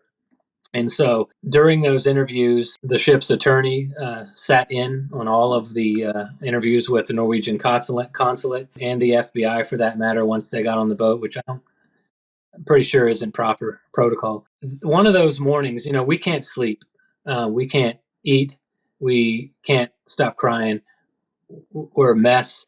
My mom and I, in the middle of the night, we decide to get up and we say, okay, let's go retrace potentially where Amy might have gone. We're just kind of like, we don't know what the hell we're doing. So we go out of the room, we take a right, we go towards where the elevators are, which weren't very far, by the way. And as soon as we get into this little open area where the elevators were, Crystal and Lori come running up to us. Like, oh my God, oh my God. And they're breathing heavy and their eyes are, it's like they're white as a ghost. They're pale and they're like, we saw Amy go up the elevator, and they're freaking out with Yellow. And then he came back down by himself. And so we're like, oh my God, oh my God. So we go get security. That was the first time that we ever accused Yellow or had any suspicion of Yellow really. Connected him to her disappearance. Yeah. We didn't have any freaking clue. The intensity of that moment. It wasn't like these girls kind of walked up to us and they're like, yeah, I think we, we could have seen him go. I mean, they were freaking out. Again, they met Amy. They knew Amy. They met Yellow. They knew Yellow. They met me. They knew me. We were together that night. We were together in the disco. They saw me out on the pool deck. They knew they knew who the players were, and they were, and still are, certain. So not only do you have those two that see him go up with her the elevator, they describe what she's wearing, which is the white bodysuit T-shirt that was underneath the yellow shirt and the shorts. They couldn't see her feet because the way their vantage point, the way the elevator works, they couldn't confirm whether she had shoes on or not or what shoes. And then you have Elizabeth Lewis from inside the club saying that they got off the elevator from inside, went up, Yellow handed her a drink, they go in the back, and that's the last she sees of them. And then, of course, the FBI can't be bothered to interview the most crucial witness's mother to corroborate their time frame. I don't understand how that can even happen. I think they kind of felt like it was hearsay because they couldn't validate it with the card swipe. So she could be wrong. She could be off. Yeah, but they're not. I mean, that would be the one thing I would say from an investigator's perspective. I don't doubt them seeing her. If I'm being the dissenting opinion here, my doubt would come in for the timing, because we do know from your account and from Yellow's account that they had walked around the deck and they had been up there at the club and the bar. So I don't think anybody's disputing the fact that they saw what they saw. I guess the question is, and it sucks, and I said this in our podcast episode, it sucks that they didn't use their key card, because then they could basically reverse engineer it from there. But to your point, Brad, as you mentioned, Mom was up. Mom was in the room and let them in, and yet she's never been interviewed. So that's the problem right there. But I want to segue to something, because I think we covered that. You definitely got my eyes open to some things, to be transparent. And I'm not one to just say that. But not only did they not corroborate the girl's story by doing that, they never attempted to corroborate. That's a problem. I acknowledge it. I'm not going to defend it. It's a problem. But for the people out there, including myself, I'm not going to run from it, that are still more receptive or open to the idea that this could have been a tragic accident. Some of the things that you point to, because you're talking totality of circumstances, saying, hey, Derek, I hear you, but there's too much other stuff that points in a different direction. And I'm following you. But for the people who are going to point to things like the water, and this is anecdotal from my perspective, I just wanted to talk about it with you here, because I don't know if I talked about it in episode 4, but with the argument of Amy not being found in that canal, I put this out there, and again, there's anomalies. Every case is different. I acknowledge that. No two cases are the same. One of the arguments that I made as far as her body not being found, and don't let me forget, Brad, to talk about the jawbone, because that's a big question, and we have to address what you told me in the DM. So don't let me forget that. But the one thing I would push back on with the water, although it's not that deep, although it's not that wide, it's a vast area. I was a diver. I wasn't a rescue diver, but I was a diver for many years. All the variables, all the circumstances, visibility, there's a lot of debris down there. There's rocks, there's branches, there's a ton of shit down there, to be honest with you. It's a scary place. And I had given an example in an episode about a woman named Robin Pope. And in this case, and I'll make it super quick, we believe that she had went off her dock, which was about 10, 15 feet from her backyard. The water around her dock was only 9 to 12 feet deep. There was an area of coastline in the Chesapeake Bay where she could have been. For 23 days, they searched for her with radar, boats, divers. We could not find her. 24th day, she turns up a mile away from her house on the coastline. She washed up on the rocks. Our hypothesis is that she went under, her shirt was torn when we found her.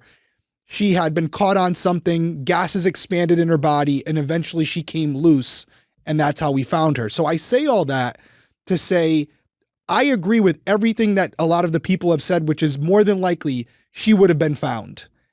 I can't professionally say that it's not possible that, unfortunately, if she did go over, whether it's foul play or an accident, I don't think she jumped, I'm not even acknowledging that she could have gotten caught on something, because buoyancy when you first go in may not be there. It may happen over time. So is it possible, again, whether she was thrown in or fell in, that she got caught under something and the divers or the radar missed her? I would not be doing my job if I didn't say that's a possibility, at least. Well, yeah, and I'd also say it's possible aliens abducted her from the balcony.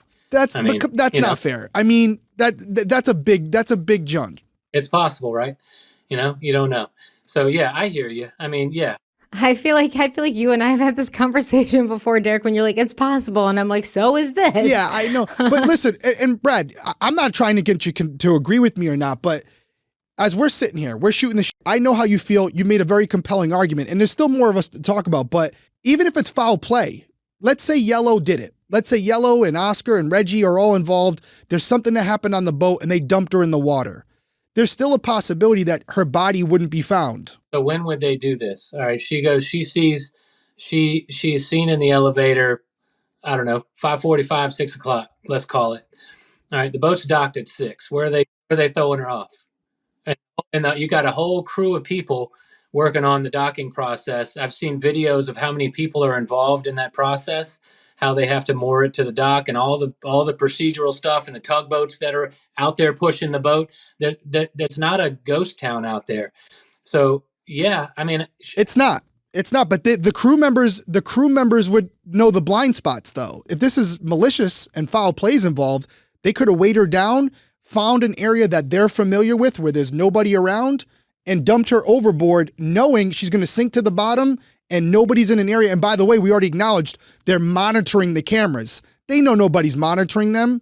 So I just put that out there just to say we might be, and we're going to get into the photo and stuff, but even if it's not an accident, even if it's foul play, she could have went in the water and not been found. These experts that say, oh, she would have been found, I hear you, 9 out of 10 times maybe, but it would be unprofessional to say there are outliers where you can't explain the unexplainable. That's all I'm saying. No, I hear you, and it's fair. I mean, it's possible. If they weight her down, from the lower level, that's it. I find it highly unlikely that with the amount of I'm with you. Yeah, and I'll send you the video that I have of the docking process and how many people are involved and how many people are out there. Not to mention the people who are milling around, getting ready for their excursions and sitting on their balconies, and it'd be a pretty damn ballsy thing to do. I mean, listen, they bring a pilot. Huh? Royal Caribbean brings a pilot, right? At least on the bigger ships. I've been on a lot of cruises. They'll actually bring a captain out from the island who specializes in docking. They come out on a boat or a helicopter, and they come on just to dock the boat. So to your point, it's a big, elaborate process. It's not some guy up in the, the whatever you call that area up there with behind the wheel, of the, what do they call it? The bridge, right? They're not up there with just one guy doing his thing. So I acknowledge that there would be people out there, but if it was a random passenger who hurt Amy, very difficult to hide that. But crew members, people who are on the boat all the time, if anybody would know where the blind spots are and what time frame to do it, they would be the people, right? Yeah, I mean, yeah. And it'd also be the people to remove her via the waterline door access by boat. Absolutely. I completely agree. Stephanie said something to me in the final episode where, and I corrected her, where she said, so you believe she wasn't trafficked? And I said, no, I believe the photo wasn't her. But before I get into the photo, I forgot jawbone. Can you elaborate on the jawbone? Because we had unanswered questions on that. You clarified that for me. So I want to let you at least talk about the jawbone as it relates to the water. So the jawbone was found in Aruba somewhere. Correct. Would you know what year it was? 2010? I don't know what year it was, but we left it at, why haven't they tested it yet? Why are there no results? And that's a big question mark. And you were able to answer that for me with proof in the DMs. Used 6 different documents, which included email correspondence. Yep. I verify them. I saw them. From the FBI agent in St. Croix, who we sent Amy's dental records to, and they clearly confirm via forensic analysis that jawbone was compared to Amy's dental records and was not her. Not her. You followed up. You were getting impatient. You're like, hey, we sent it to you, or somebody sent it. Like, what are you guys doing with it? And then finally, they got back to you. Yeah. And so that was confirmed. And again, people talk about all kinds of wrong stuff online, and they run with it, and then they turn it into fact, and it's just not that was ruled out. So we have it here confirmed. That jawbone, not your sister, which leads me to this photo. And I went back and forth with Phil on it. I've talked about it with Stephanie. Before I say anything, what's your opinion on the photos, which they didn't show on Netflix? Is that your sister in your opinion? I don't know.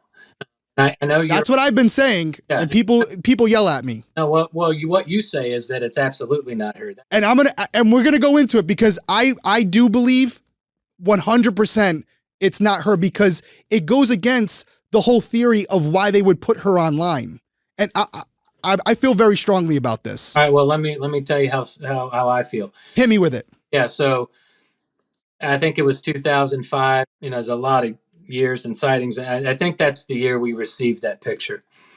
And obviously, so that's, if that's correct, then that's 7 years after she disappears. We get this email, like, holy shit. Like, we've seen, and just like with the Netflix series comes out, we get hundreds and hundreds of pictures from, is this her? Is this her? Is this her? Thank you for your help. And I appreciate people's intention to try and be helpful, but no, not even close. No. Easily no. And this picture, now I will admit, the one picture that they highlight on the series is the one that looks like her the most, for sure. Yeah.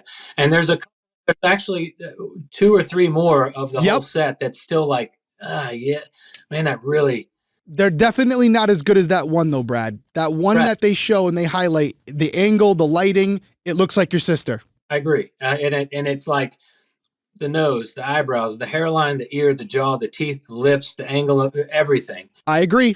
And so it's like, oh my God, FBI analysis. And we've got the emails that confirmed the name of the man who was a forensic artist who did all this stuff. And they confirmed not 100% that it was Amy, but that there was a high probability that it was. Now, there are certain pictures in that where it's not like it's like that definitely is not her, but it's like, yeah, that doesn't look like her as much. There are certain pictures where all of the tattoos that she has, she's positioned in such a way that you wouldn't be able to see them.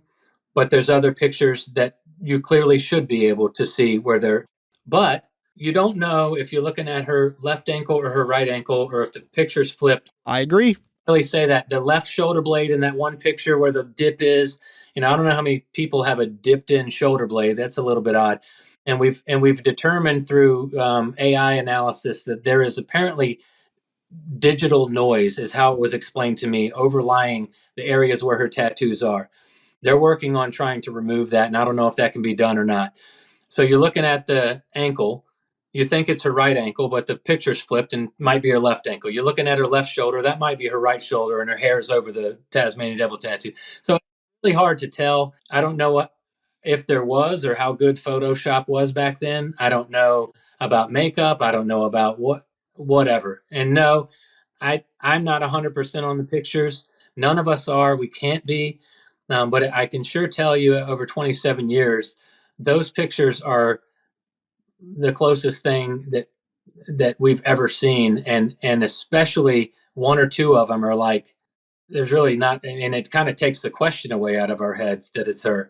So yeah, I mean, I hear what you're saying. It's fair that you think what you think, and I think probably a lot of people do. But let me elaborate on it, because it's not just me just pulling it out of my ass, right? I talked to a digital expert that I've worked with many times. The number one problem with the digital noise argument that they're saying is this isn't the original photo. This was uploaded online. And so it's a copy of a copy. And so you're not going to see the alterations in the upload from that website. It wouldn't be there because it's basically like a photocopy of the original photo. So the metadata is not going to show you that. So whoever that person is, I'm not trying to discredit them, but that doesn't even make sense to me from the people that I've spoke with. And I can even bring this person in so you can hear it directly from them, because ultimately this isn't me proving a point. It's me. I get frustrated when people provide you with bullshit information, and whether that's for money or whatever. I don't know the circumstances, but I've heard about some of the things where you guys were taken advantage of. It pisses me off. yeah, So there's no skin in the game for me. I just want to make sure that I'm doing whatever I can to help. So that's the first thing, was the digital noise or any indication that it was altered. But let's just step back for a macro level here. Look at it, where I talked in an episode about what human traffickers who they'll usually target. It's the disenfranchised. It's people that are not going to be looked for, that their family isn't going to be out there pounding the pavement with their poster everywhere with the FBI looking for them. Human traffickers don't want to be caught. It's bad for business.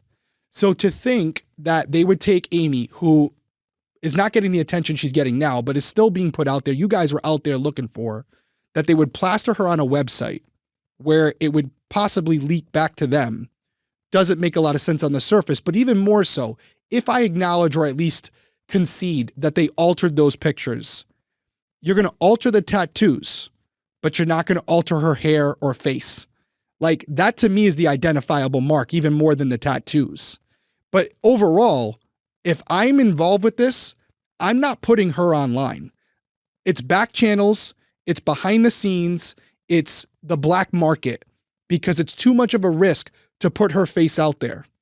And as far as the photo itself, to what you said, I don't think it's mirrored, but let's say for this argument it is, then you wouldn't see the shoulder where the dizzy devil would be on, but you would see the ankle tattoo. And conversely, if it's the other way, I think that indentation, because that woman is holding her shoulder up, I think it's the delt going into the trap, and it's creating that little bit of a shadow as her arms going upward based on lighting. there's something that I would like to send to you if I can find it again. I think I bookmarked it, but there was a guy on TikTok, and I don't know whether it's legit or whether he messed with the picture or whatever. But he basically takes a picture of her ankle, where in the photo you're looking at it and you can't see a tattoo there. And then he goes in and does all these, changes the saturation and this and that, and does all this stuff to the picture. And I can show it to you. It basically reveals her ankle tattoo to include a good portion of, there's a plus sign towards the top of her ankle tattoo, and then the M that's on it. You could definitely send it to me. And I am no means an expert in it, but I will say there are people, unfortunately, and I haven't seen this TikTok, but I'm sure you've been exposed to it too, that will say or do certain things to get clicks and views. Well, yeah, and we got it's of the lady in Curacao with the blonde hair you see from the back walking next to the wall. She's got a tattoo. There you go. Those people, we found the original photo. Someone Scumbags. photoshopped tattoos on the woman. Yeah. So yeah, we know that kind of stuff. Yeah, they're absolute happened. scumbags. Yeah, so that's where I'm at. You have like the shoulder area, then you have the trapezoid area. There could be a shadow there. Overall, what I will say is I don't believe it's your sister, but to me, what's even more telling is that you and your mom are not 100% sure either. I have 2 young daughters. They're 12 and 9.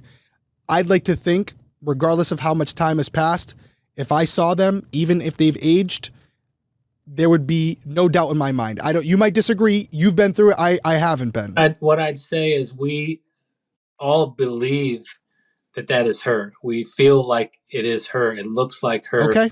But we can't honestly say we know 100% that it's her. That was the point of me saying, we aren't 100%. Okay. Fair enough. I'm not going to dispute it. Yeah, we do feel like it is. And I understand what you're saying and how you feel. What do you feel about my argument that if they did traffic her, whether it's Yellow, whether it's someone else that we haven't identified yet, what would be the rationale when the friggin' FBI and you guys are looking for her and putting all this money toward it? What would be the rationale behind putting her on a website that everyone can view? I don't know. Wouldn't be very smart. No, it wouldn't be very smart. I don't think these guys are Harvard scholars. They're not. They're not. Real quickly, because it kind of segues into it, what do you think about this theory that there's another woman out there named Jas, aka Susan, whatever, who's pretending to be Amy because it's going to get her more money? Yeah, I heard about. I don't know that I know anything about this Susan that I heard you guys talk about. This is new to me, so I don't know about it. I found it. It was on, and I could direct you towards it. It was on Reddit. I think your friend James Renner there, actually, James, is it Renner the last name? Yeah. He had interviewed someone who potentially knew this woman. The only reason I brought it up is because when I was undercover, we did a lot of sex worker stings and John stings, and what we found, I used to pretend I was the John in some cases. What these women would do is they'd give you a story. I got to pay the electric bill. I got bills to pay at home. I need food. If you can give me, a couple $100, that's going to help me, over this hump. And one of the stories was from that Navy officer or whoever, who I'm not a fan of, to be honest with you, just if that's what he heard and coming forward all these years later. And he was kind of like laughing in the interview. I didn't like it. But, the story that he told, that this woman had said, I'm Amy Bradley, for 200, I owe them $200. They have my papers. To me, it sounded like a money grab. And my suspicion is that this woman we're seeing in these photos, who absolutely knew that she looked like your sister, was trying to generate income off of it, because for these sickos out there, they would enjoy and get gratification out of knowing this is a woman who was kidnapped and is a missing woman, because there's some sick MFers out there, if you know what I mean. So some people might play into it. Do I have anything to confirm that? No, but it is a working suspicion that I have, which would explain her putting out these photos, looking like your sister, but not exactly. Again, hypothesis, nothing to substantiate it. Yeah, I mean, I can't say that's not a plausible theory. I think there's a million of them. And I can tell you, over the past 27 years, my mind's gone through every scenario you could possibly think of. And it's a tough thing, but whether, and obviously we don't know if she's alive. We hope that she is. We have a gut feeling that we feel that she is. And I can't make sense of that or explain that to people to make it make sense. It's just something that we have always all shared, and it's never gone away.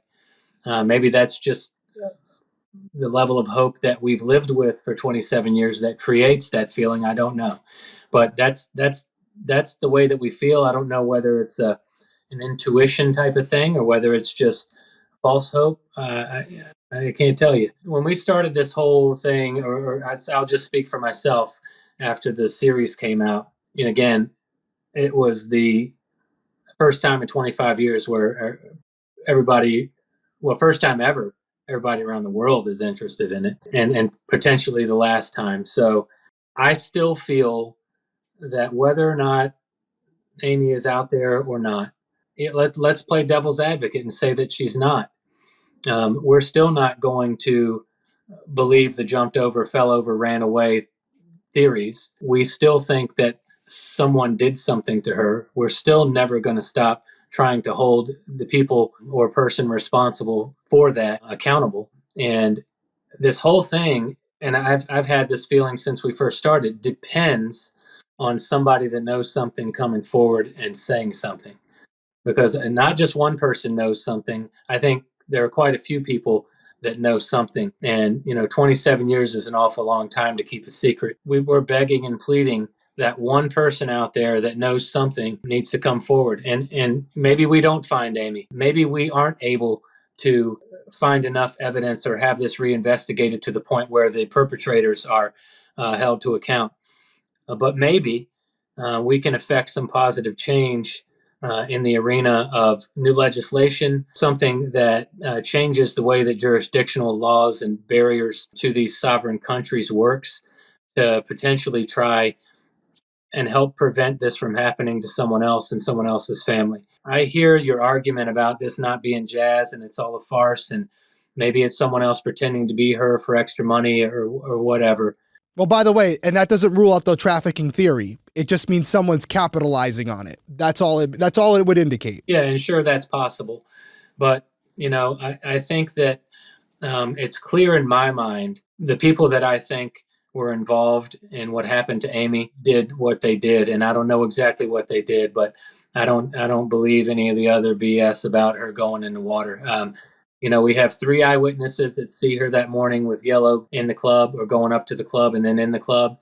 We have an eyewitness we haven't talked about yet, named David Carmichael from Canada, who saw this girl and he's identified Yellow to the FBI through a lineup of one of the guys he saw with her.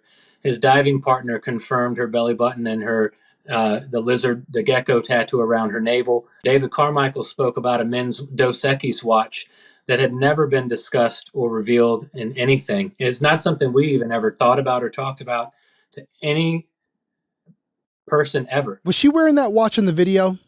I think so, yeah. I think so. I'm always skeptical of people. I'm a cynic in that thing, so I'm always trying to prove them as liars first before I believe them. There's just a lot of people in my career who've come forward who seem like they want to help, but I'm not disputing David or anything. I'm wondering if anybody would have had access to that information without it being disclosed to them. That's all. Yeah. And I can't confirm because I wasn't paying attention. I see in the pictures that she has a watch on. I don't know if that was watch. We don't have the watch. So, and apparently my parents remember her bringing that on the cruise. So I don't know for sure whether that was the watch she had on that night. I can't tell you that, but okay. I find that, an interesting detail that I think a lot of people don't know about. And David Carmichael has been adamant. He's 100% sure. And then you have the Barbados sighting and you have the San Francisco sighting, and that gets all into the Alfred Cotton story and the Margarita Island and the sex worker thing that he and his wife probably plead down to a 5-year probation for some information that they volunteered on someone else. We don't have that information either. That's kind of that's a pretty convoluted story, and I honestly haven't memorized all the details well enough to talk about it intelligently. But yeah, I understand your devil's advocacy, but I think at some point when you have a certain amount of information that points in a certain direction, you got to stop playing that game at a point. So my final words on it, and it wasn't about proving right or wrong. I think the thing we'd be in agreement on, and I'm going to let Stephanie wrap this up, is we both want the same thing. I started off saying it. No family, I don't care what has happened before, what has happened after, deserves to go through what you guys have gone through, not knowing what happened to your loved one. It's something that we should never accept. And unfortunately, let's just be honest, the reason Netflix decided to cover this story is because it is a true mystery, right? Like there's not enough there. If it was clear cut what happened to your sister, they would have had no interest in it. It's the fact that we don't know is why they were interested in it. And yeah, they want to help, but ultimately it's a good story where they knew that people were going to be on here going through it and speculating. That's what it is. But there are people that really want to help you. All I will say is you have my number now. If there's anything I could do, anything you want to bounce off me, I'm here. I'm not a skeptic in the sense that I don't believe it's possible. I said it in our final episode. For me, I think both are still on the table, although I will acknowledge, and I've always said it, the witness testimony, the sightings on the island, the fact that nobody knows anything as far as where we are now, the fact that there was Deshi, there's other people, it's a lot. And a lot of the times where there's smoke, there's fire. And Yellow has not been consistent. So I acknowledge all that because I'm not his defense attorney. I want to find out what happened, whoever it was. He's not only not been consistent, he's been lying his ass off. And I've said many times, if you're telling the truth and got nothing to hide. What are you lying for? I'm with you. The only pushback I would give is, and I don't know Yellow. I don't give a shit about Yellow. Is he lying because he was involved? Is he lying because he's a scumbag who is doing stuff like this all the time and Royal Caribbean was after him or whatever? I don't know. I'm not going to defend the guy. He clearly wasn't an upstanding person. The question is, why is he lying? We know he's lying. Yeah. Why? That's the $1 million question. Why don't we make a call for old Yellow and old Oscar and any other players you want to get, and let's all sit down to a fresh set of polygraphs with new AI technology, and let's have a conversation. Love that. Crime Weekly will pay for it. Yeah, why wouldn't you agree to it if you're innocent and you could easily clear your name by doing it? So let's do it. I'm all for that. And I would also say just more of an easier thing to do without even technology. Hey, Yellow, who came to your room that morning? That's all I need. I need a name. We'll go talk to them and poly them. Now we start to reverse engineer who was involved and how deep does it run and who can corroborate or discredit these stories. That doesn't even take a polygraph. That's just following the leads. I mean, the FBI can't question him apparently unless he agrees to it currently as it stands. Well, there's independent investigators. My firm would do it. My firm would pay for the polygraph. We would interview him. We would do a statement analysis.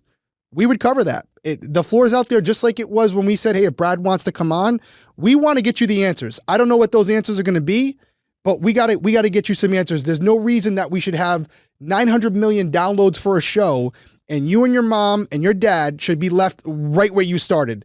That's not justice. There should be some movement in this case, even if it's not the answers you want. There should be something. That's where I'm at. As a father, there's got to be something. So did you say the FBI will not interview him? It's not that they would refuse to interview him, as far as I understand. They've told us that they cannot interview him unless he agrees to it. And he ain't doing that. He'll agree to a softball from James Renner, who, portends to be on his side as a perpetrator sympathizer, and someone who attacks and slanders victims' families to sell a book. But he won't agree to be reinvestigated or re-interviewed by a new team of FBI agents. Maybe Derek, maybe you can get him to agree to it. I'd like to get you open invitation. I'd like to get you in touch with open invitation. And see what you guys can come. Yep. I'm game. Yeah. And I have the polygraph examiners. We can do a statement analysis. If he's willing to do it, we can have it unedited. We don't even have to record it. We can just report back on it. We don't need it. It's one of those things where if he's willing to do it, all for it.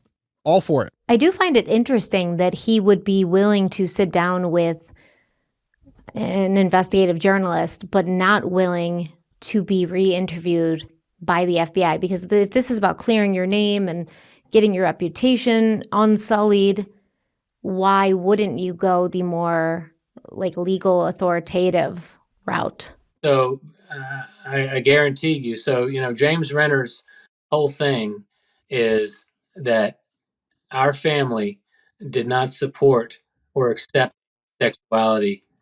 Therefore, he suggests that's why she killed herself. And it's bullshit. There was none of that. One more thing I'll mention before I go on that rant. In Yellow's interview, he also states that Amy told him that my dad forced her to come. She was forced to go on the cruise. Yeah. Yeah, he found out she was gay 3 years earlier. And I wonder who planted that seed in Yellow's head before the interview.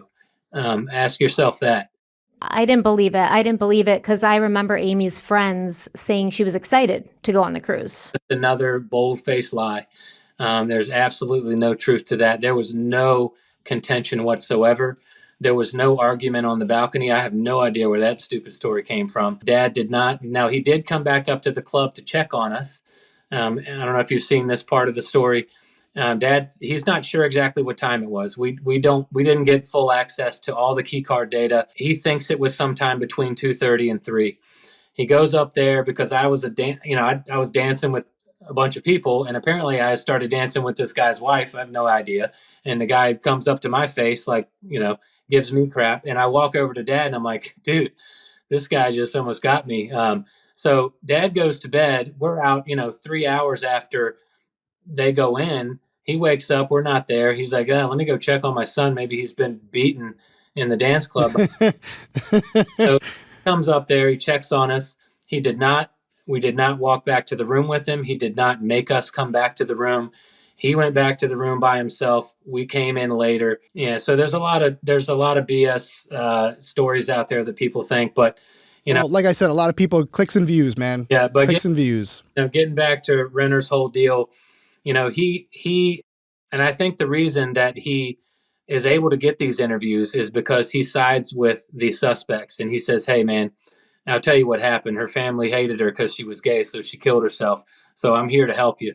Let's talk about it." Well, I don't even mind if he does that. If once he gets him on record, he I've done that to get the interview, the interrogation, and then you turn it on him. But yeah, you gotta be unbiased. You gotta be objective.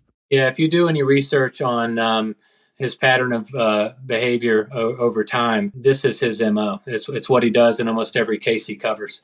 Oh, I see you guys going at it. I'm playing Switzerland. That's why I'm glad we got you on. There's no incentive here. We'll see where it goes. I mean, like I said, we're available. I know Stephanie's going to wrap it up, but we're available. Anything we can do to help. I'm glad you came on. We talked for over 2 hours, and I think you cleared up a lot of things. I think people are going to be enlightened by what you had to say.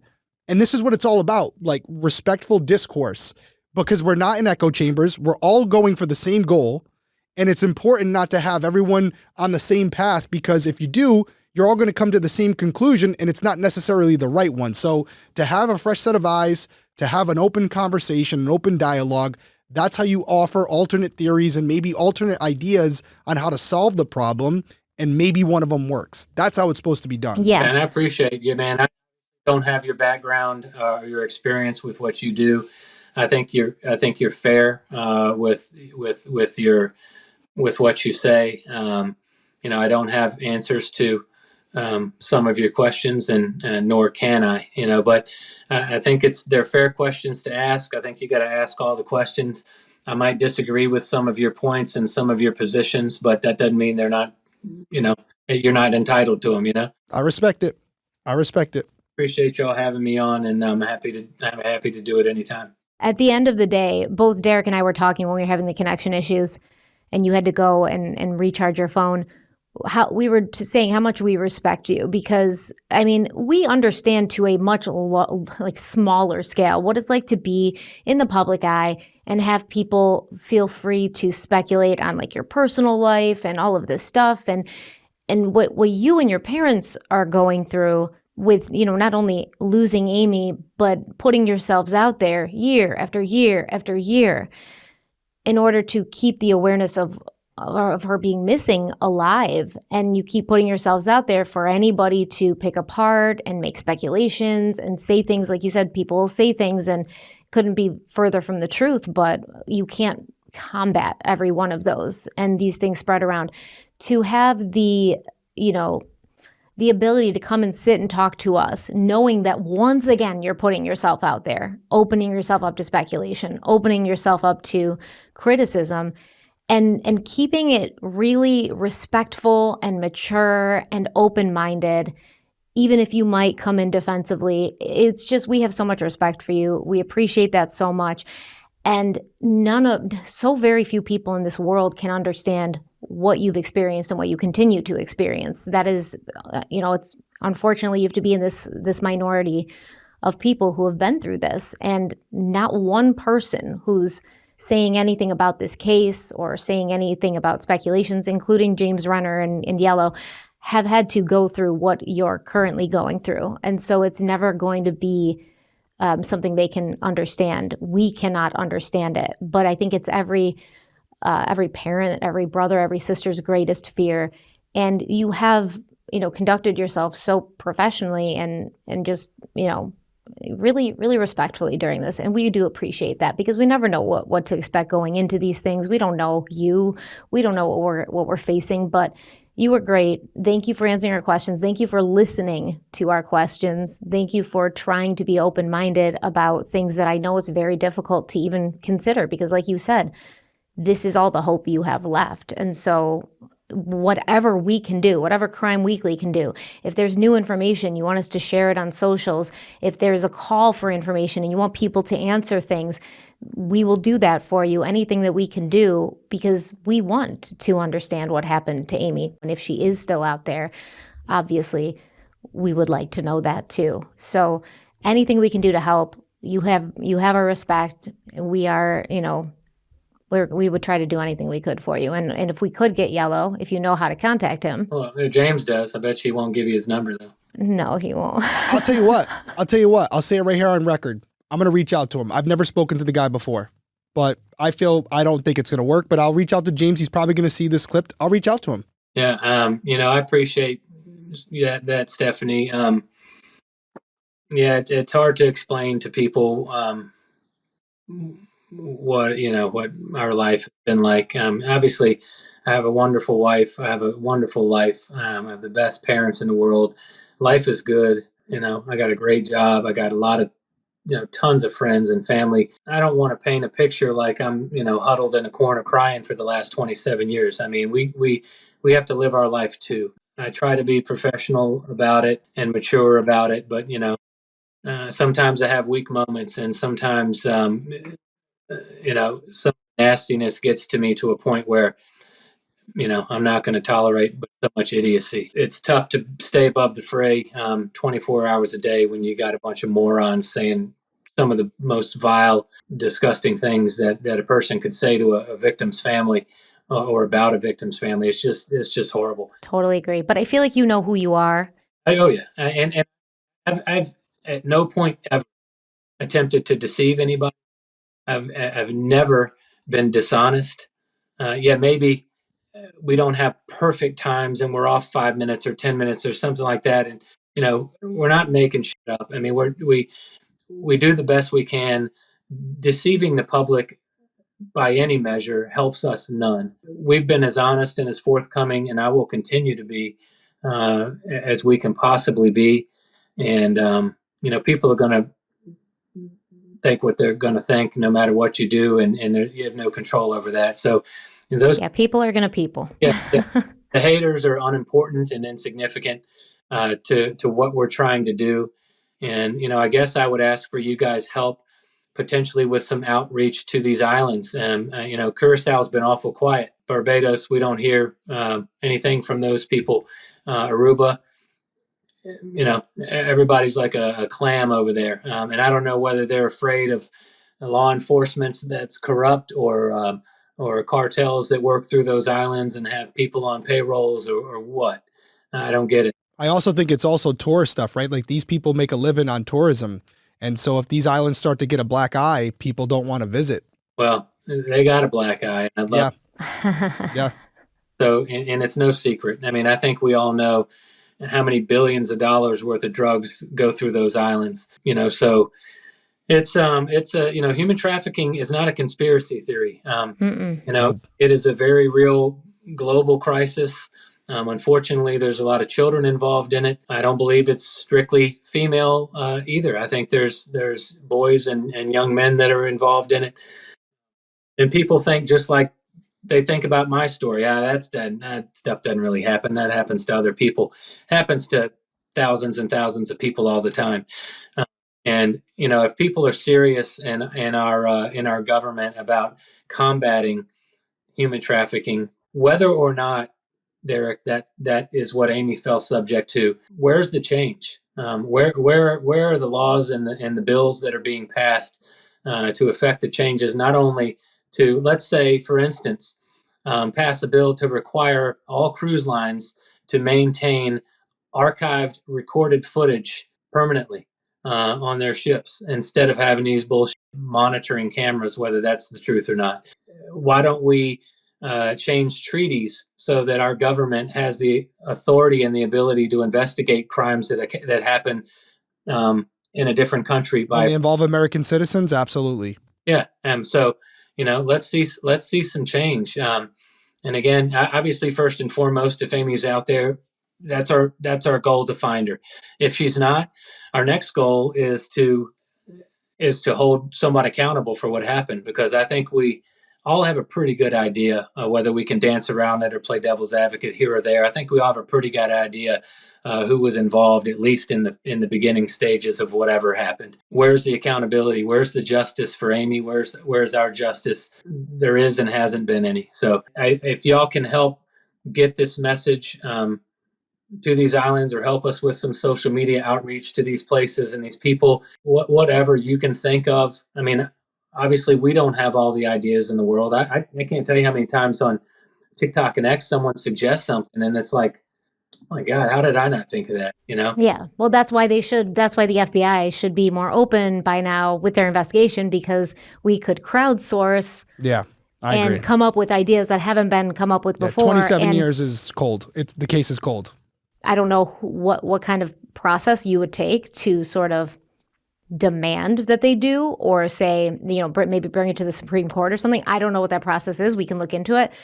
But they need to be answering as to why they don't want to release those files, even to the family, even in a redacted form. Yeah. All right. So if you're not going to do anything anyway, let's close the case. And yeah, they're not doing anything, man. Agreed. They're not. We said this about Brittany Drexel too. Remember that it was unsolved and cold for so long, and they wouldn't open the case files and let people look and see what's going on and see if they have other options. Rule it accidental, close it.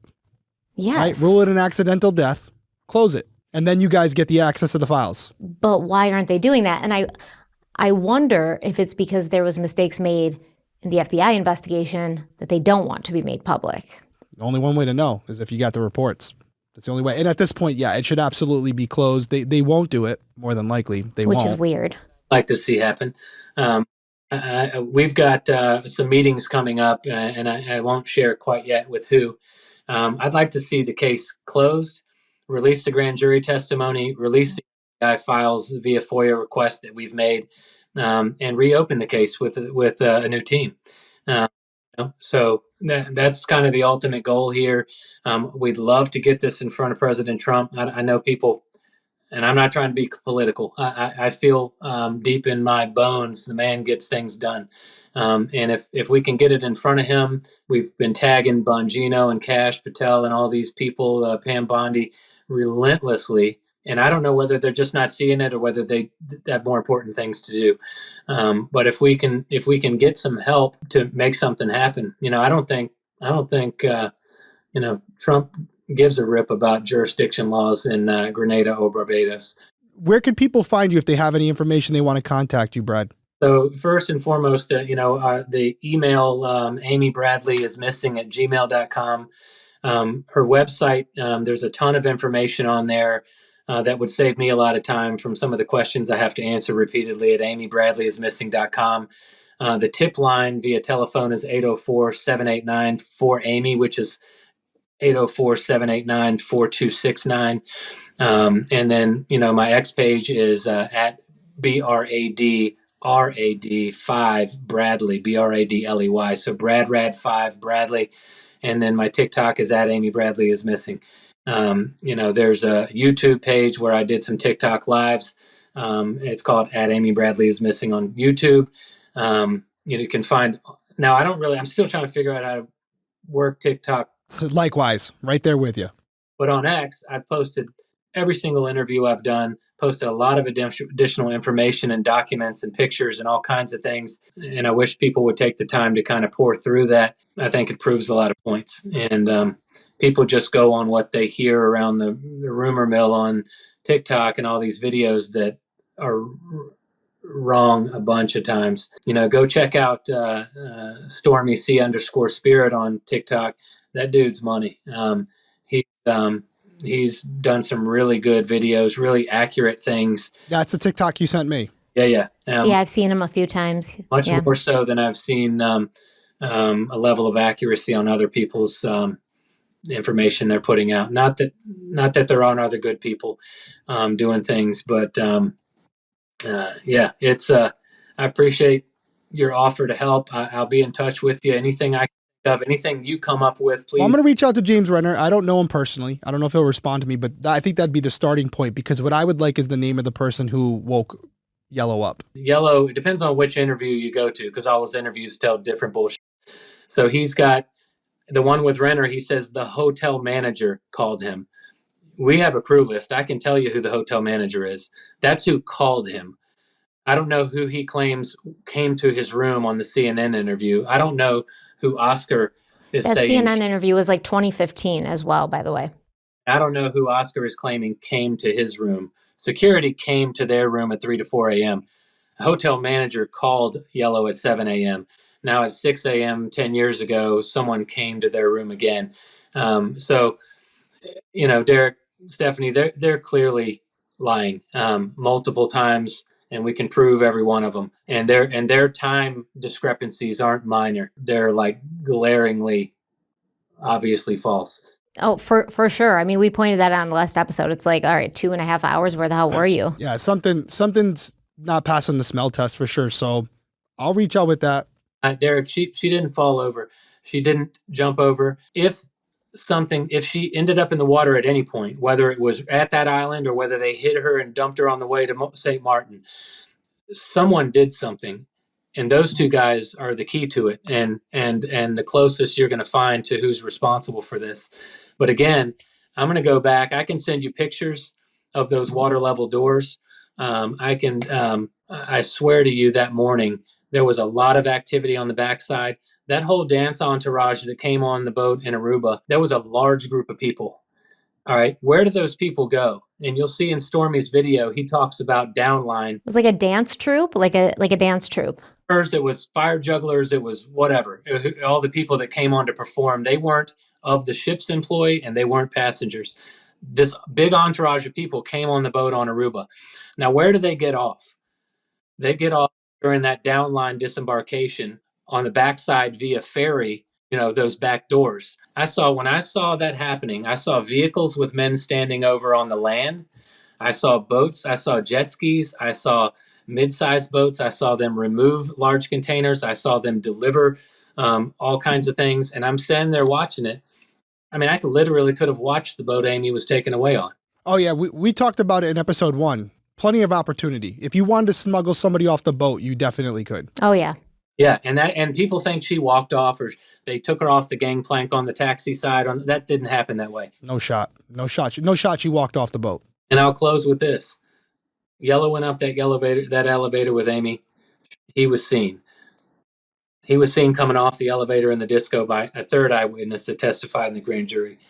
He handed her off after he handed her a dark drink, took her to the back where the crew service elevator was, whoever was waiting there to take her down and hold her. And then when those doors opened in the morning, again, via the same way they get drugs and shit on that boat, they have a bunch of, corrupt and criminal people working on those boats that do all that stuff. And that's firmly how I believe they got her off the boat that morning. I have looked into that. You're absolutely right. The cruise ships, especially back then, did not do their due diligence. No background checks or weak background checks for employees. People would sometimes be working on the cruise ships and then get off and never come back. And it was like, oh, that person's just gone. But yeah, this is why I've never been on a cruise. I don't feel safe. So definitely a lot of things that could happen, and your jurisdiction issue, because you're floating in a floating city in the middle of the water and nobody wants to take responsibility when something like this happens. You got, I don't know how many billions of dollars worth of coke and whatever comes through those islands. And mind you, Curacao, Aruba, Bonaire, all that's right off the coast of Venezuela. So all that stuff can easily be transported there. There's plenty of places boats can come and go without being checked. Those boats, those cruise ships, I don't know. I think it's a fact. Drugs are moved in there. People are arrested. Drugs are found. All kinds of kilos that crew members are arrested with. They move drugs through those boats. How do you think they get drugs on that boat without the harbor chief or the chief of the harbor police being aware of it? Because he's on the take. How do you think the people on the island and the police officials, who we've since found out are corrupt, how do you think all that stuff happens without them knowing about it? If I were in the cartel and that's a tale as old as time. Yeah, of course. And I was in the cartel and I said, who do I want to threaten to be on my payroll? I think I'm going to pick the guy who writes the and potentially falsifies the security reports. Let's get him on our team. just something to think about. I don't know, and that's all speculation, and maybe just a bunch of bullshit. But it certainly does make sense. If you're gonna infiltrate these boats with crew from different islands, and you'd need someone like that on your side who wasn't really trying to do a good job at securing the vessel. Like with all these cases, more questions than answers. That's for sure. But we're here to support you. Whatever you need, we'll be here. We hope at minimum. This is almost a 3-hour interview. So thank you for taking the time to sit down and go over as much as we did. We could probably do another 3 hours. You guys know Brad's on X. Brad, what's your handle one more time? Yeah, it's BRADRAD 5, the number 5 and then BRADLEY. So Brad Rad 5 Brad. Well, we hope that whether it's through us or someone else, we hope that there's movement in this case, whether that's just the FBI closing it and giving you guys access to those reports and having a new team look at it. There needs to be movement in this case. We hope that there is. Thank you so much for sitting down with us. It was a great discussion. Guys, weigh in down in the comments below. Let us know what you think. Where do you stand on this one? What can we do to help? Give us some ideas. And we will, if there's an update in the case, we will be more than happy to cover it here. We hope that there is. Brad, thank you again so much. Y'all are welcome. Thank y'all. Guys, everyone have a good night. Stay safe out there. We'll see you next week.